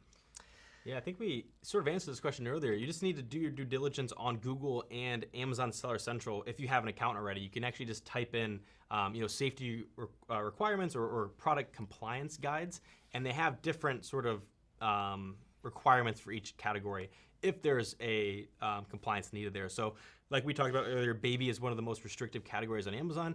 You can search for that on Google in your country, so adding UK to your search term, or you can do that in your Amazon Seller Central account, which might have more accurate information. But yes, you will just need to make sure that you have all that knowledge ahead of time before placing your order, because the last thing you want to do is place an order with your supplier and then realize you needed to have a certification done on the production facility. And so I'm not sure exactly if that's a requirement or not. I'd assume it is. So yeah, just before you place an order, before you even go with a supplier, have that be part of your product research or supplier research, where you're making sure, hey, these are all the things I need to check. Can this supplier do it? Have they done it in the past? And really make sure you do that research ahead of time. Alrighty, we'll jump into a couple of live Q&A questions, and then we'll keep moving forward with the other ones here. So feel free to jump in if you see any questions that stand out to you, Jake. Otherwise, I'm going to have a little look here too. Yeah, let's see here. So this is a question related to shipping. This question here is, with Amazon Global Logistics, sorry, where's the question here? With Amazon Global Logistics, do you use Chinese suppliers warehouse or the port they use as your ship from address? Thanks. So Amazon Global Logistics here is basically, like we were talking about freight forwarders for a little bit. Amazon Global Logistics is a new feature or platform basically offered by Amazon where they act as your freight forwarder. And so they're rolling this out to a lot of sellers now. They're starting to do it. And we're actually testing this out ourselves. We have a few shipments that just landed in AGL or using AGL into Amazon. And it's the same workflow where you send to Amazon to do this. And typically what it is you're having to enter your supplier's warehouse address as the ship from address. So you could basically, like in the normal send to Amazon workflow, you're using the address that it arrives in your country. So after it gets from your supplier to your port in whatever state you're selling in or country you're selling in, then that's the address you put. But in this case for AGL, they're typically coming and picking up from Amazon, or at least needing that address to know where it's coming from. So you will typically use your supplier's warehouse as the ship from address when using AGL. Again, I keep plugging this video, but go ahead and watch that video. It's a brand new video that we had. It's an awesome video. Yeah, we do talk about Amazon Global Logistics and break it down, how to use it, what it is, and a bunch of other shipping questions are answered in that video. Awesome. I'm going to take one more question here before we jump back in. Do you both have any failed products that you launched, and can you provide any hindsight as to why they failed? I can give one example. The very first product I sold was electronic, which is what we often say not to do. It sold really well for a while, but sort of a couple of challenges. One of the big ones was, I think I probably sold it for over a year before I had any issues. So it was like smooth sailing, racked up lots of reviews. It was doing really well, but then I did end up having like one bad shipment.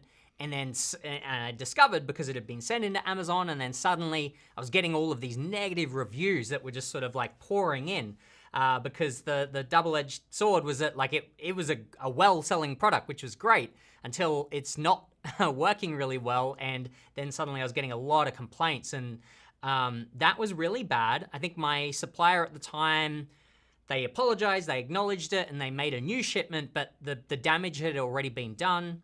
Also, one of the other challenges was this product had a battery in it, and so that kept getting held up at customs a lot. It would end up getting held at customs, and I'd have to like provide paperwork and things.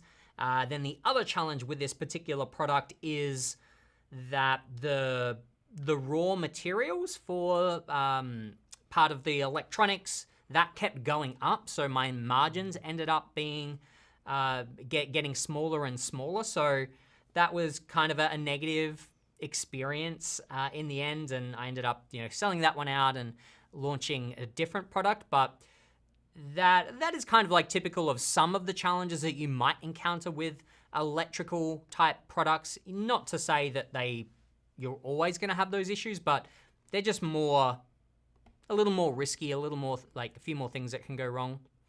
I don't know. Do you have any? Yeah, I don't have any specific like experience with a failed product, but you know, actually our last video we talked about the reality of selling on Amazon. So this video is Amazon FBA still worth it in 2023? Yeah. And we talk about how when we launched, we actually lost money to start. So our first 4 months, we lost around like $7,000. And you can consider that a fail, but we actually didn't lose $7,000. We just weren't earning profit, and we didn't really make as much back that we could have been. But we talk about it in that video during the launch phase, depending on your strategy, that could be expected. And a lot of sellers do sort of lose or fail for a little bit before they go back in the positive. And that is what we talk about in that video. I'd recommend checking it out. But I can't say we failed because the product now is super healthy and successful and profitable. But we did have a period of time where we weren't as profitable and we lost money. But as you'll see in that video, we turned it around pretty quickly. And we used that period to launch our product. So not exactly a failure, but we did have a little bit of failure going on the first 4 months there. Yeah, definitely.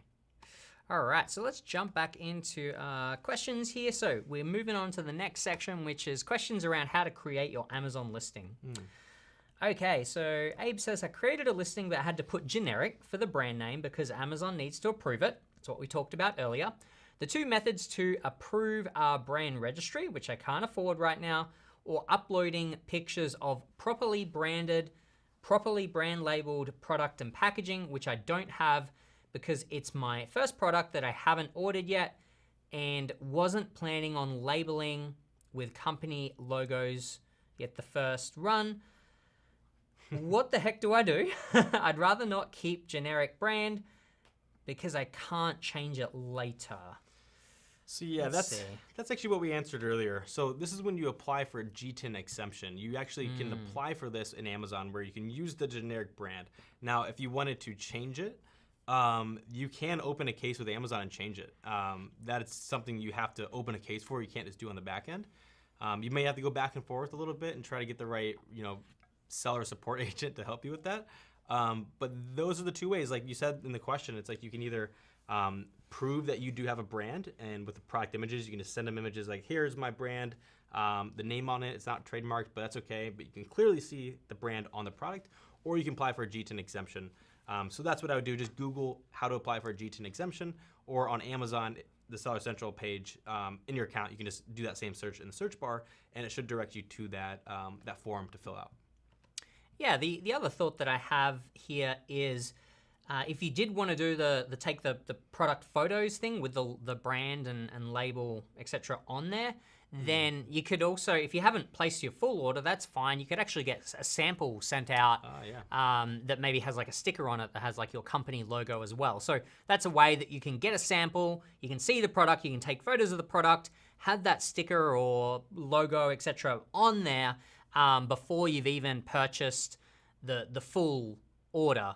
So yeah, that's something you can do. Also keeping in mind the timing. When you place your first order, you do have, probably like at least 4 weeks before the shipment is ready to go and ship in. So you could also, place your order for, let's say, 500 units and ask your supplier, like, hey, can you send me one of the units? And they can air ship that to you and you can get that. And within that 4 weeks or so that you're waiting for it to be manufactured, that gives you time to receive the product, take photos, create the listing. As I mentioned earlier, you then will need to have that listing created by the time you go to ship out the product. But you typically do have like a good window there in order to do that. So that's something to keep in mind, or the GTIN exemption. I totally forgot about this, Lenny. I think this is actually interesting. I don't know if I'd recommend this, but I actually... So it's a great way to start. Yeah, so I totally forgot I did this. So I ordered I forgot to have a sample sent to me with my logo on it. I had a sample sent to me in a regular poly bag. And so I actually had a competitor's product ordered off Amazon. I printed out my logo and just taped it on their product over their label. And because it was the real label that I used on my business, Amazon accepted it. So not suggesting that, but saying that's what I did. So, yeah, that is not official advice. Yes. Do not listen to this guy. It's just experience. But I wouldn't recommend doing it if your product's completely different, or you're not going to use a label or logo that you're not going to use anyways. But in that case, it worked for me because everything looked the exact same. In fact, you could hardly tell the difference. So right. Again, personal experience, not advice. Okay. All right, Adnan asks, I have set my product to Amazon's warehouse and it is active, but at risk of search suppression. Can you tell me how to fix that problem? I'm a beginner and I don't know how to fix it. Yes. One thing, if you don't mind actually, Lenny, pulling up on your computer here, Seller Central, and go into the Manage Inventory tab. So one thing that you can do for search suppression, a lot of sellers don't know exactly where to find this. Is this the screen? Yes, exactly. So in Seller Central, if you go to Manage Inventory, at the top here, you'll see this Search Suppressed and Active Listings button there. So if you click that, that will tell you what listings are search suppressed or what the issue is. And in fact, if you go back real quick, Lenny, actually, one thing that you can do is use this filter, search suppressed. Oh, nice. And that will now show all of our listings that are search suppressed. And then if you click on the actual words search suppressed there, it will bring you to that product and tell you what the issue is over here. So in this case, this is a product we don't sell anymore, but it's search suppressed because we don't have a title in it. So as long as you fill out that information there and click save, basically you're editing your listing with the information that's causing it to be search suppressed. That should fix your issue. If it's not, you can open a seller support case and then choose the right category. It's usually fixed product listing or fixed product page, and then submit that to Amazon. Then they should be able to update it on their back end there. So those are the ways of finding why you're search suppressed and then resolving it pretty easily. That's awesome. That's a great tip. All right, so moving forward, we're going to be talking about how to launch your product on Amazon. And our first question here is, for new sellers, do you recommend they partner up with new sellers to launch their first product? This is an interesting topic. Yeah. I have some thoughts here, and it's sort of like personal preference, I guess, but personally, I'm not a huge fan of the idea of partnerships. You know, I think if you're going to partner with someone else, regardless of they're a new seller or experience, well, yeah, firstly, just like if you're going to partner with someone, I feel like you need to really trust them. You know, it's a pretty, that relationship needs to be really good. It needs to be someone that you do trust. And, you know, the way I see it, it's like, okay, if you're going to partner with one other person, you're giving up 50% of profits for life, or whatever it is that you organize that agreement as. I think you need to be really specific about what the roles are. You know, one of the situations that I think is quite common is maybe one person has the expertise and the time, but then maybe this other person has the funds to fund the venture, and they sort of partner together. Whatever your instance is, you need to be really clear on what are the expectations up front and ongoing, who's going to be responsible for what.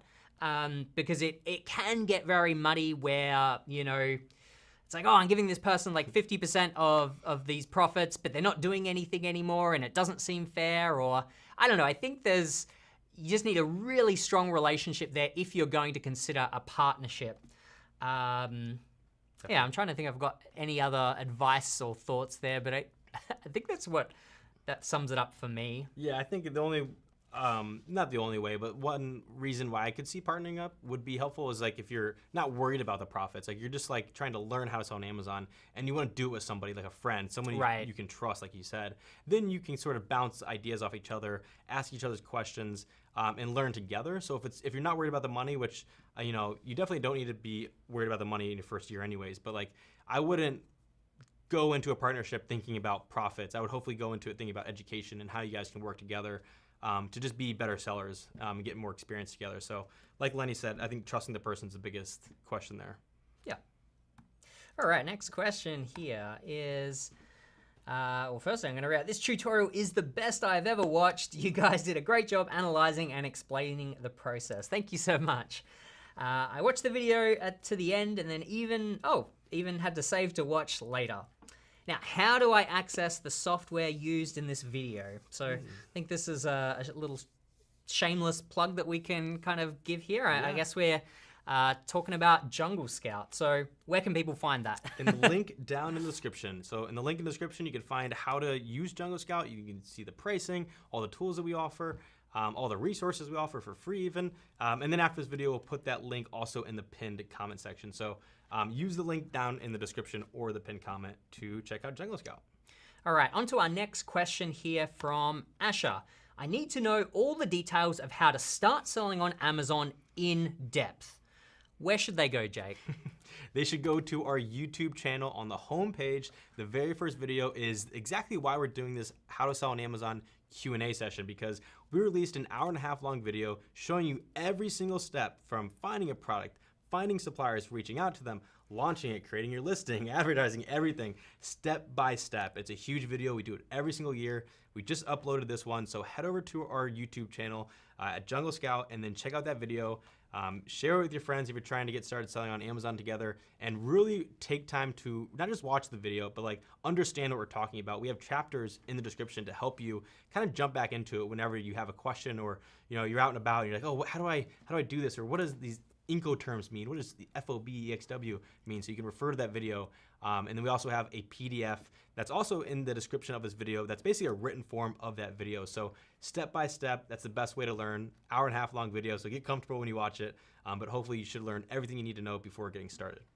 Yes, and if you're watching this in a replay, then right here is gonna be where you're gonna see our ultimate How to Sell on Amazon guide, which is gonna be the best way for you to learn all the steps from A to Z of how to sell on Amazon.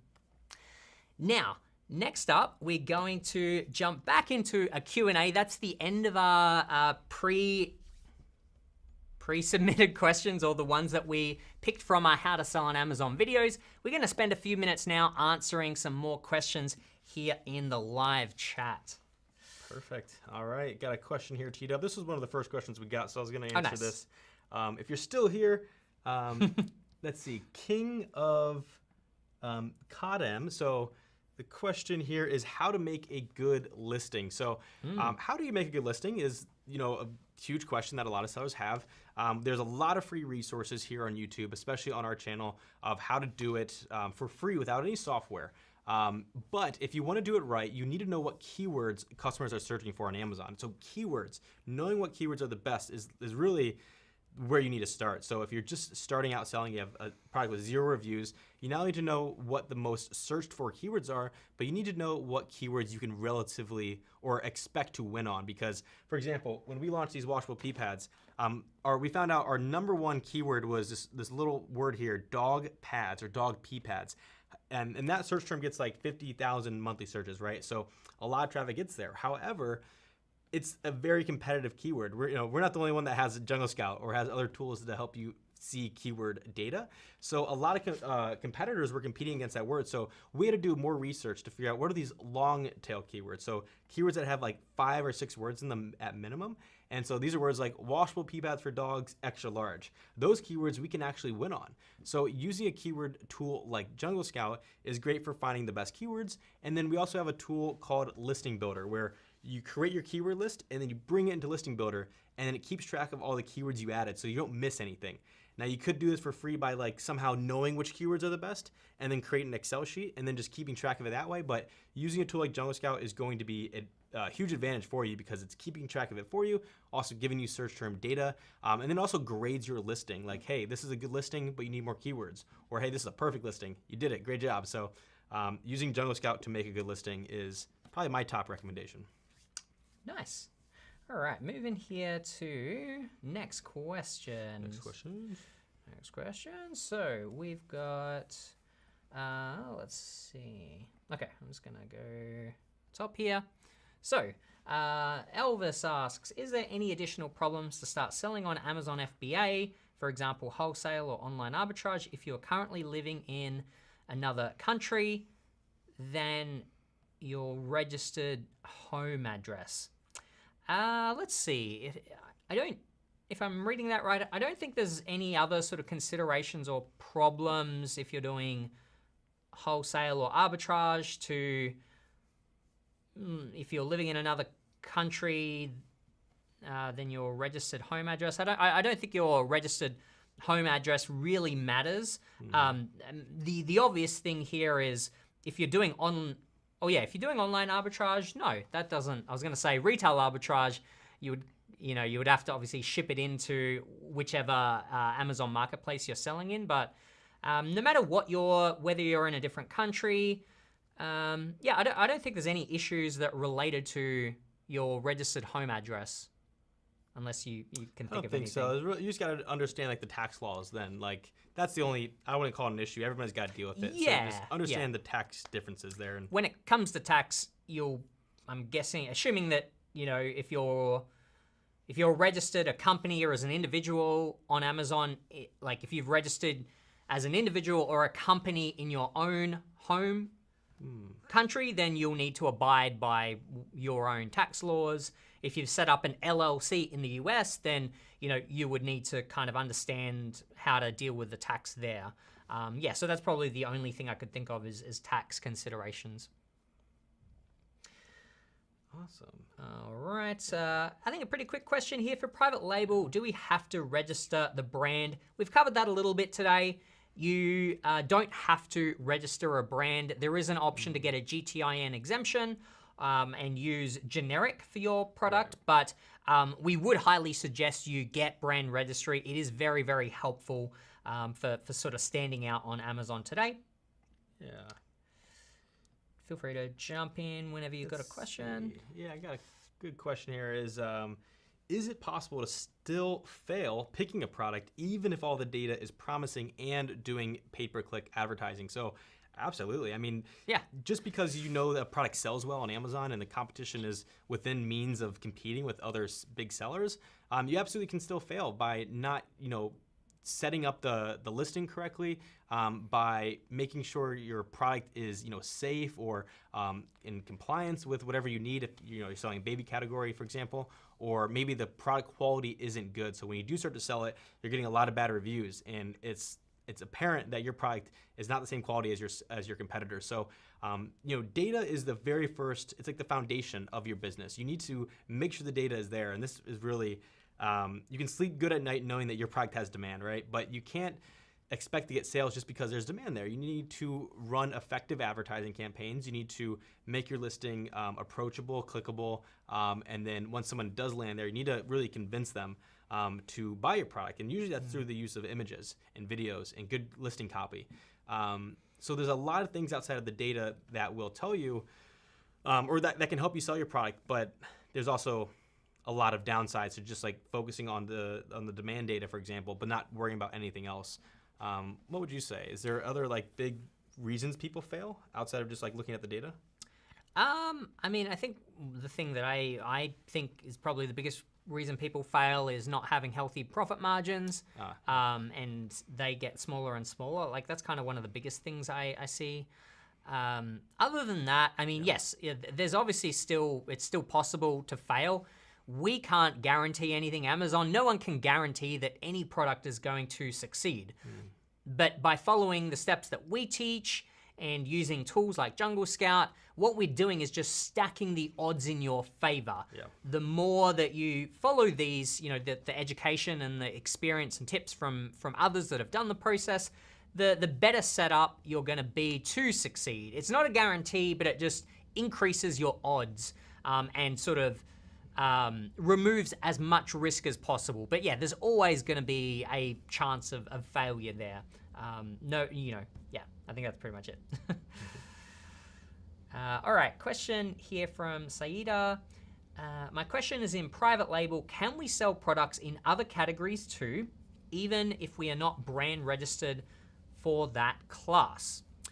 I believe so. I think so. Didn't I send that? Why is that not appearing? The screen's wigging out here, but yes, I believe so. I'm trying to remember. I don't think the trademark class matters on Amazon. It does not. Right. So like, for example, we registered Jungle Creations as a trademark, and when we were registering the trademark, I had to pick a class, and the class was pet products or something similar to that. That was just to get brand registry. As long as our trademark remains active, which it is, we've now got Jungle Creations registered on Amazon. Now we can basically go sell mugs or any other product, and just as long as we put this label on there, we can put it under the Jungle Creations brand, even if it's outside of the sort of pet products category. So the class of your trademark doesn't really matter on Amazon? We had a lot of questions like this too that were so similar. So just to, I clarify one more time for all those questions, like your trademark class doesn't matter. And then also if you register on brand registry this product in a different category, you can sell a mug in a different category as long as it's using the same brand that you have as brand registered. Yeah. So yeah, it doesn't matter as long as it falls under that brand that's brand registered, then you can sell anything underneath it in any category on Amazon. Perfectly clear. Okay. Question here about Amazon FBA versus Amazon FBM. The question is, I'm still not sure if I want to do FBA or FBM. I know I have to decide before I start. So you don't need to actually decide whether you need, before you start. You can start sending it into FBA and then make that decision later. So the advantages of FBA is, there we go. The advantages of FBA is everything that we talked about today is like you don't have to worry about the time it takes and the cost even to pick, pack, and ship it to customers, worry about returns, but you're also going to pay a price for that. So with FBM, you can actually do some pretty hard math on this and figure out whether or not it's going to be cheaper for you in the long run to do that work yourself. However, you can also outsource that work outside of Amazon. You can use a 3PL, a third-party logistics provider, and these are just warehouses that you send your inventory in from your supplier, and they will box it, they'll label it for you, and they'll send it out whenever it's sold. So you can do that math yourself. There's a lot of benefits of using FBM. What we do actually is we use both. We use FBA to hold as much inventory as we can in there, and we have FBM as a backup. Now, we don't actually fulfill orders using FBM, but we just use a third-party warehouse to store excess inventory, if that makes sense. So that way we don't have to rely on our FBA inventory just being the only inventory we have, because on Amazon, they restrict you. You might only have 500 units available to send in. So send the max into the FBA and then use a third-party warehouse to hold more so that you can quickly replenish without going out of stock. But yeah, you can use both. Cool. Just covering a question that we answered. Well, yeah, I think we sort of covered before. I'll reiterate it. When starting, should I start with a business account or as an individual? Actually, no, sorry, this is a little different. And if starting as an individual account, can that be switched over to a business account later? Starting with that second question, yes. You can sign up for Seller Central as an individual and then change that to a company or an entity later on. So yes, you can switch if you haven't had a chance to set up your business yet. If you have the time and the money to do so, it's probably going to be a little bit cleaner just to do it from the very start. It's just to register a company name and a business, set up a business bank account, and then use those details to register on Seller Central. It's probably just the cleanest way just to start with that, but if you, for whatever reason, can't do that, then it's fine just to use your personal details and then swap over to a business account. What I would say if you are doing that, maybe it'd still be a good idea to aim to update with your business company name before you start actually selling. So maybe you just create the account as an individual and it might be like a couple of months before your product is made and shipped in. I'd say at least before you start physically selling products, maybe try to aim to have it updated by then, but that's just my thoughts there. Nice. Question here, and can you give training on how to list the product? So actually how to create the listing on Amazon, or even just how to add the product on Amazon. We actually do have training on this. So we have the How to Sell on Amazon video that talks about it, but we also have detailed videos on each of these steps inside Seller Central. So go over to our YouTube channel on our homepage. We should have a Seller Central series playlist, or you can just add it to the search bar there, how to list your product on Amazon. And we have a separate video of how to actually add your products, but then actually how to create your listings there. I would definitely recommend watching those training videos. But also if you have a General Scout account, we have an Academy section there where there's also videos in there that we don't have here on YouTube. So General Scout members, make sure you check out the Academy section in your account. Awesome. All right, let's see. This one from Panda Boom. Tell me something about Amazon PPC and how to lower your ACOS. You're the PPC whiz. What do you think? So PPC stands for paid per click. That's what we'll tell you about it. But no, how to get a low ACOS really just depends. So for our example, maybe an example is the best way to sort of give some information here. We have a bunch of campaigns that we run. In fact, we actually ran a test where we ran every single type of campaign on Amazon, and we did that as a case study, but we also just wanted to know, like for our product, what campaigns do the best. And each product will be different, each category is different, so it just depends. You need to run a bunch of different campaigns and find out what works, but don't just run it for a week or two and then make your decisions then. You need to let these campaigns run, and they do sort of evolve. So a manual campaign, an automatic campaign in particular, will learn over a period of time and a certain amount of spend. So there's like an algorithm in there that improves itself, or it aims to improve itself. So I would really just run a bunch of different campaigns, give it a few months even, or maybe it's a dollar amount that you're comfortable with, like $1,000, and see what's going on. To get a lower ACoS specifically, there's a lot of different levers that you can pull. The first lever is changing your bidding strategy from up and down to down only. So that is basically meaning up and down means Amazon can adjust your bid to win, and it will actually increase it, so it goes up. Or down is when it's like, hey, you might not win this sale, but we can actually show your ad here. So actually decrease it down when there's a low likelihood of that customer clicking and buying your product. So you can actually just change it to down only so it never goes up. And then the other way is to change your keyword bid manually by actually going from $4 to $2, $2 to $1, whatever it is. You identify your highest ACoS keywords and then lower the bid until hopefully you see a change there. If you don't see a change, you can pause the keyword, maybe revisit it at a later time, or choose better keywords by using a tool like Jungle Scout to identify more keywords and keep testing new keywords. But the other way of doing it, of like lowering your ACoS, is, well, understanding like, do certain campaigns and keywords, are they helping you rank organically? So we have keywords that we bid on, like dog pee pads, that our ACoS is like 100% on them, and it's not good. We're basically losing money. But we kind of keep them on at a lower budget because those keywords are helping us rank organically for those keywords. But we actually have other keywords like wash pee pads for dogs, extra large, which is like a long tail keyword that we do really good on. So it just depends on your strategy. Like, you don't just need a low ACoS, but do it on a campaign level. Look at certain campaigns and say, this is my ACoS goal, 30%. Okay, this is my ACoS goal on this one, 50% or 100%. And do it on a campaign level and then a keyword level. Those are the two ways to lower your ACoS. Great. Testing is the name of the game. Test. Okay, we'll take a few more questions here before we wrap up today. Let's see. Okay, whoops, that one moved. Okay, this one from Ahmed says, I live outside the US. For account setup and bank information step, should I get a Payoneer bank statement, or after creating an account, should I need a bank statement to finish an account setup? Okay, I haven't gone personally through the account setup process for a while, but it sounds like you're in the account creation process and Amazon is asking for a bank statement from your bank. Let me know if I've got that wrong. If that's the case, then yeah, it sounds like you probably should set up your Payoneer bank account first.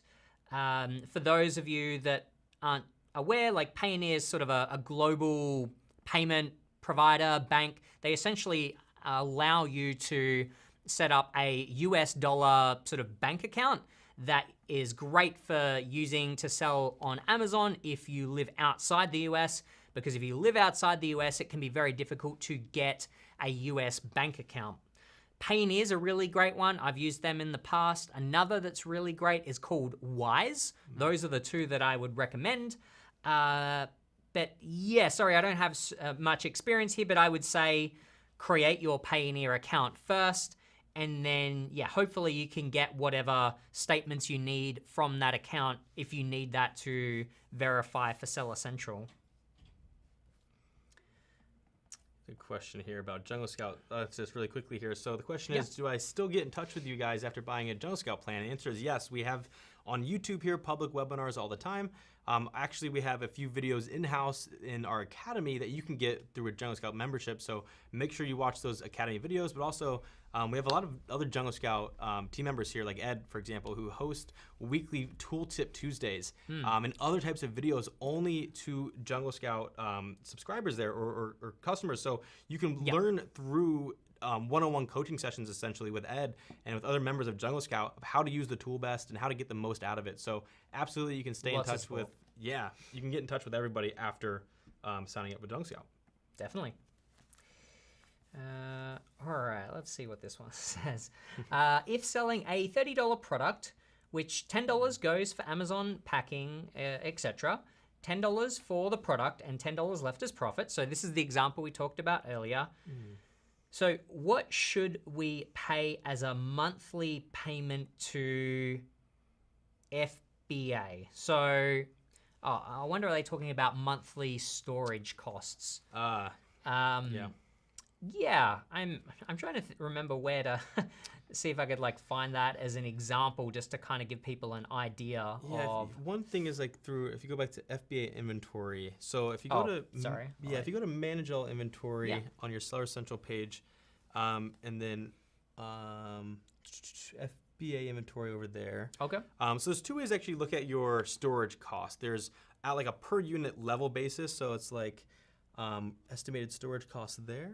Okay. So we can show you this here. So here's like our Jungle Sticks, for example, where you can see our estimated storage cost for this next 30 days is around $93 there. And that's based on the storage volume to the right there. So it's an oversized product. And this, you see like the cubic feet there is 150. So that's what Amazon's using to charge us.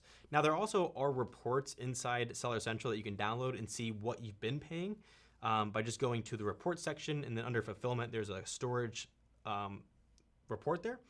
So that's, I guess, the two ways of seeing your storage fees. So typically, when we say like the 10-10-10 rule or like the 3% rule, we are adding every like Amazon cost in there per unit. So I would just assume that 10% there, or I'm sorry, that $10 in this question is going to Amazon, includes that storage fee.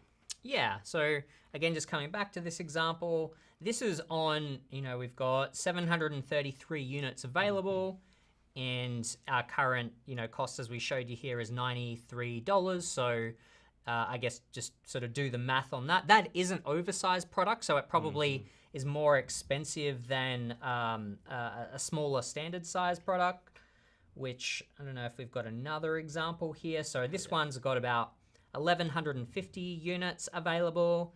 That looks like it's costing us $300. Yeah, because we have a lot more inventory there. Yeah, because we have a lot more inventory there. So I don't know actually what the math is there, but yeah, those are a couple of examples to give you. Yeah. All right, good question. Here's a question. I love these questions. So the question is, what's your take on buying from a U.S. manufacturer and selling in the U.S. market? I think it's a great idea. It's a lot harder now to do that because there's no Alibaba or there's not like a really good Alibaba for the U.S. markets and finding U.S. manufacturers. But if you can sell, let's say you live in the U.S., or it doesn't actually matter where you live. If your manufacturer is in the U.S. And you're selling in the U.S., or this can apply for any country, like maybe you're in the U.K., and you find a UK supplier, the biggest benefit is you don't need to pay tariffs and taxes, and you don't need to worry about shipping times from the ocean, which is going to be at least a few months in most cases. So it is awesome. I love trying to find manufacturers from the US. You will typically pay more than you would from a supplier elsewhere, like in China or India, for example. But there's a trade-off there. Do your due diligence and reach out to everybody. Find a supplier in China, then find a supplier in the US. And then just see how much difference that's going to be per unit. And you may just figure out that like, hey, you are going to be paying $2 more per unit, for example. But the less headaches that you'll have getting it shipped in, the quicker shipping times might be worth it. The trick is finding them. So it is a lot harder. You have to do a lot of Googling. And you usually want to start from the manufacturer first, like finding manufacturers and then seeing what products they sell or what materials they create. So it's trickier, but I think it's a great idea. And hopefully in the future, a lot more people are producing products in the country that they're selling in as well. That's my hope. Nice. All right. Let's see. So, all right, we're going to wrap it up with this last question here. I think it's a great one from Manel. Hello, I was watching the $1 Million Case Study, and I saw that you made $10,000 for the whole year, and I was wondering if it's worth it, I guess, since you're more qualified than the new Amazon sellers and you got $10,000. So yeah, we'll back up and let's talk this through a bit. So we were talking about profit made, right? Do you remember offhand what date range? Was this our very first year that we were talking about? Yes. In our last video? Yeah. Yeah, we did an analysis of our first year, and I think we made $10,000 in profit. Yeah, the first year. So a few things that we'll talk about there, because I think what you're saying here, it's if you only made $10,000 in profit, is this whole process worth it? So one thing that I'll mention is like Jake mentioned earlier, we lost a lot of money in the beginning. So you're probably always going to have a lot smaller first year because you're most likely going to lose money at the beginning or be in the red. I think you said we lost $7,000 before we ended up making that back. And that was necessary to help us gain sales and therefore reviews, build our listing to the point where now it's just getting organic sales without us having to do too much work. So if you factor that in, that's one big reason why the profit amount is less in the first year. And really just to sum it up, there's a lot of growing that we're doing in that first year. We're still mostly focused on just getting more sales, getting more reviews. Now that we've sort of done that, I'm gonna predict that our second year, if we compare that, it's gonna be a lot greater than that $10,000 in profit. So that's why it's lower in the first year. Also, another factor that is very valid, we just been doing it whilst we are managing this product for Jungle Scout. We've just been doing it sort of part-time, a few hours or a couple of hours per week besides our other responsibilities. So, it's not like we were doing it full-time. I guarantee, if you and I were managing this product full-time, there's probably more things that we could be doing to drive traffic and building websites and external advertising, or just honing in, spending more time on the PPC. But so much of, there is still some work, but it's relatively passive where we get a whole bunch of organic sales without really doing anything.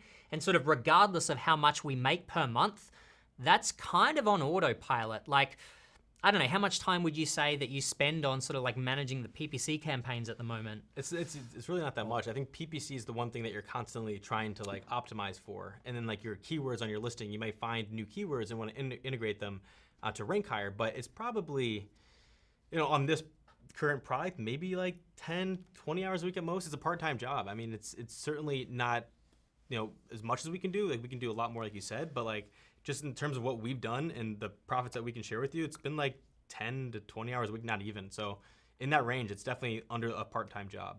Yeah, and so other than that, the only things that you really have to do is keep it in stock. So you're probably ordering every 3 to 4 months. So you're, maybe a little give or take a little bit. So you do that a handful of times per year. So yeah, you could then be managing this business with a few hours per week. There's always more things that you can do. You can spend more time on it to grow it quicker. But yeah, I think if you look at it that way, how much time you need to spend on the business, and it gets a lot easier as you go. Plus, I think considering all those things, I think it's definitely worth it. And I think ours is a modest result as well. We've spoken to a lot of sellers that have done a lot more than that in their first year as well. So yeah, it's my long-winded answer to say I think it is very worth it to sell on Amazon. But hopefully that example helps you out. And with that, we're gonna wrap it up for today. I hope you all have gotten a lot of value from today's video. If we've answered some questions that have helped you out, then let us know by hitting that like button down below, and even consider subscribing if you wanna see more content like this. Thank you so much for watching this video, and we'll see you all in the next one. Take care, everyone. Bye.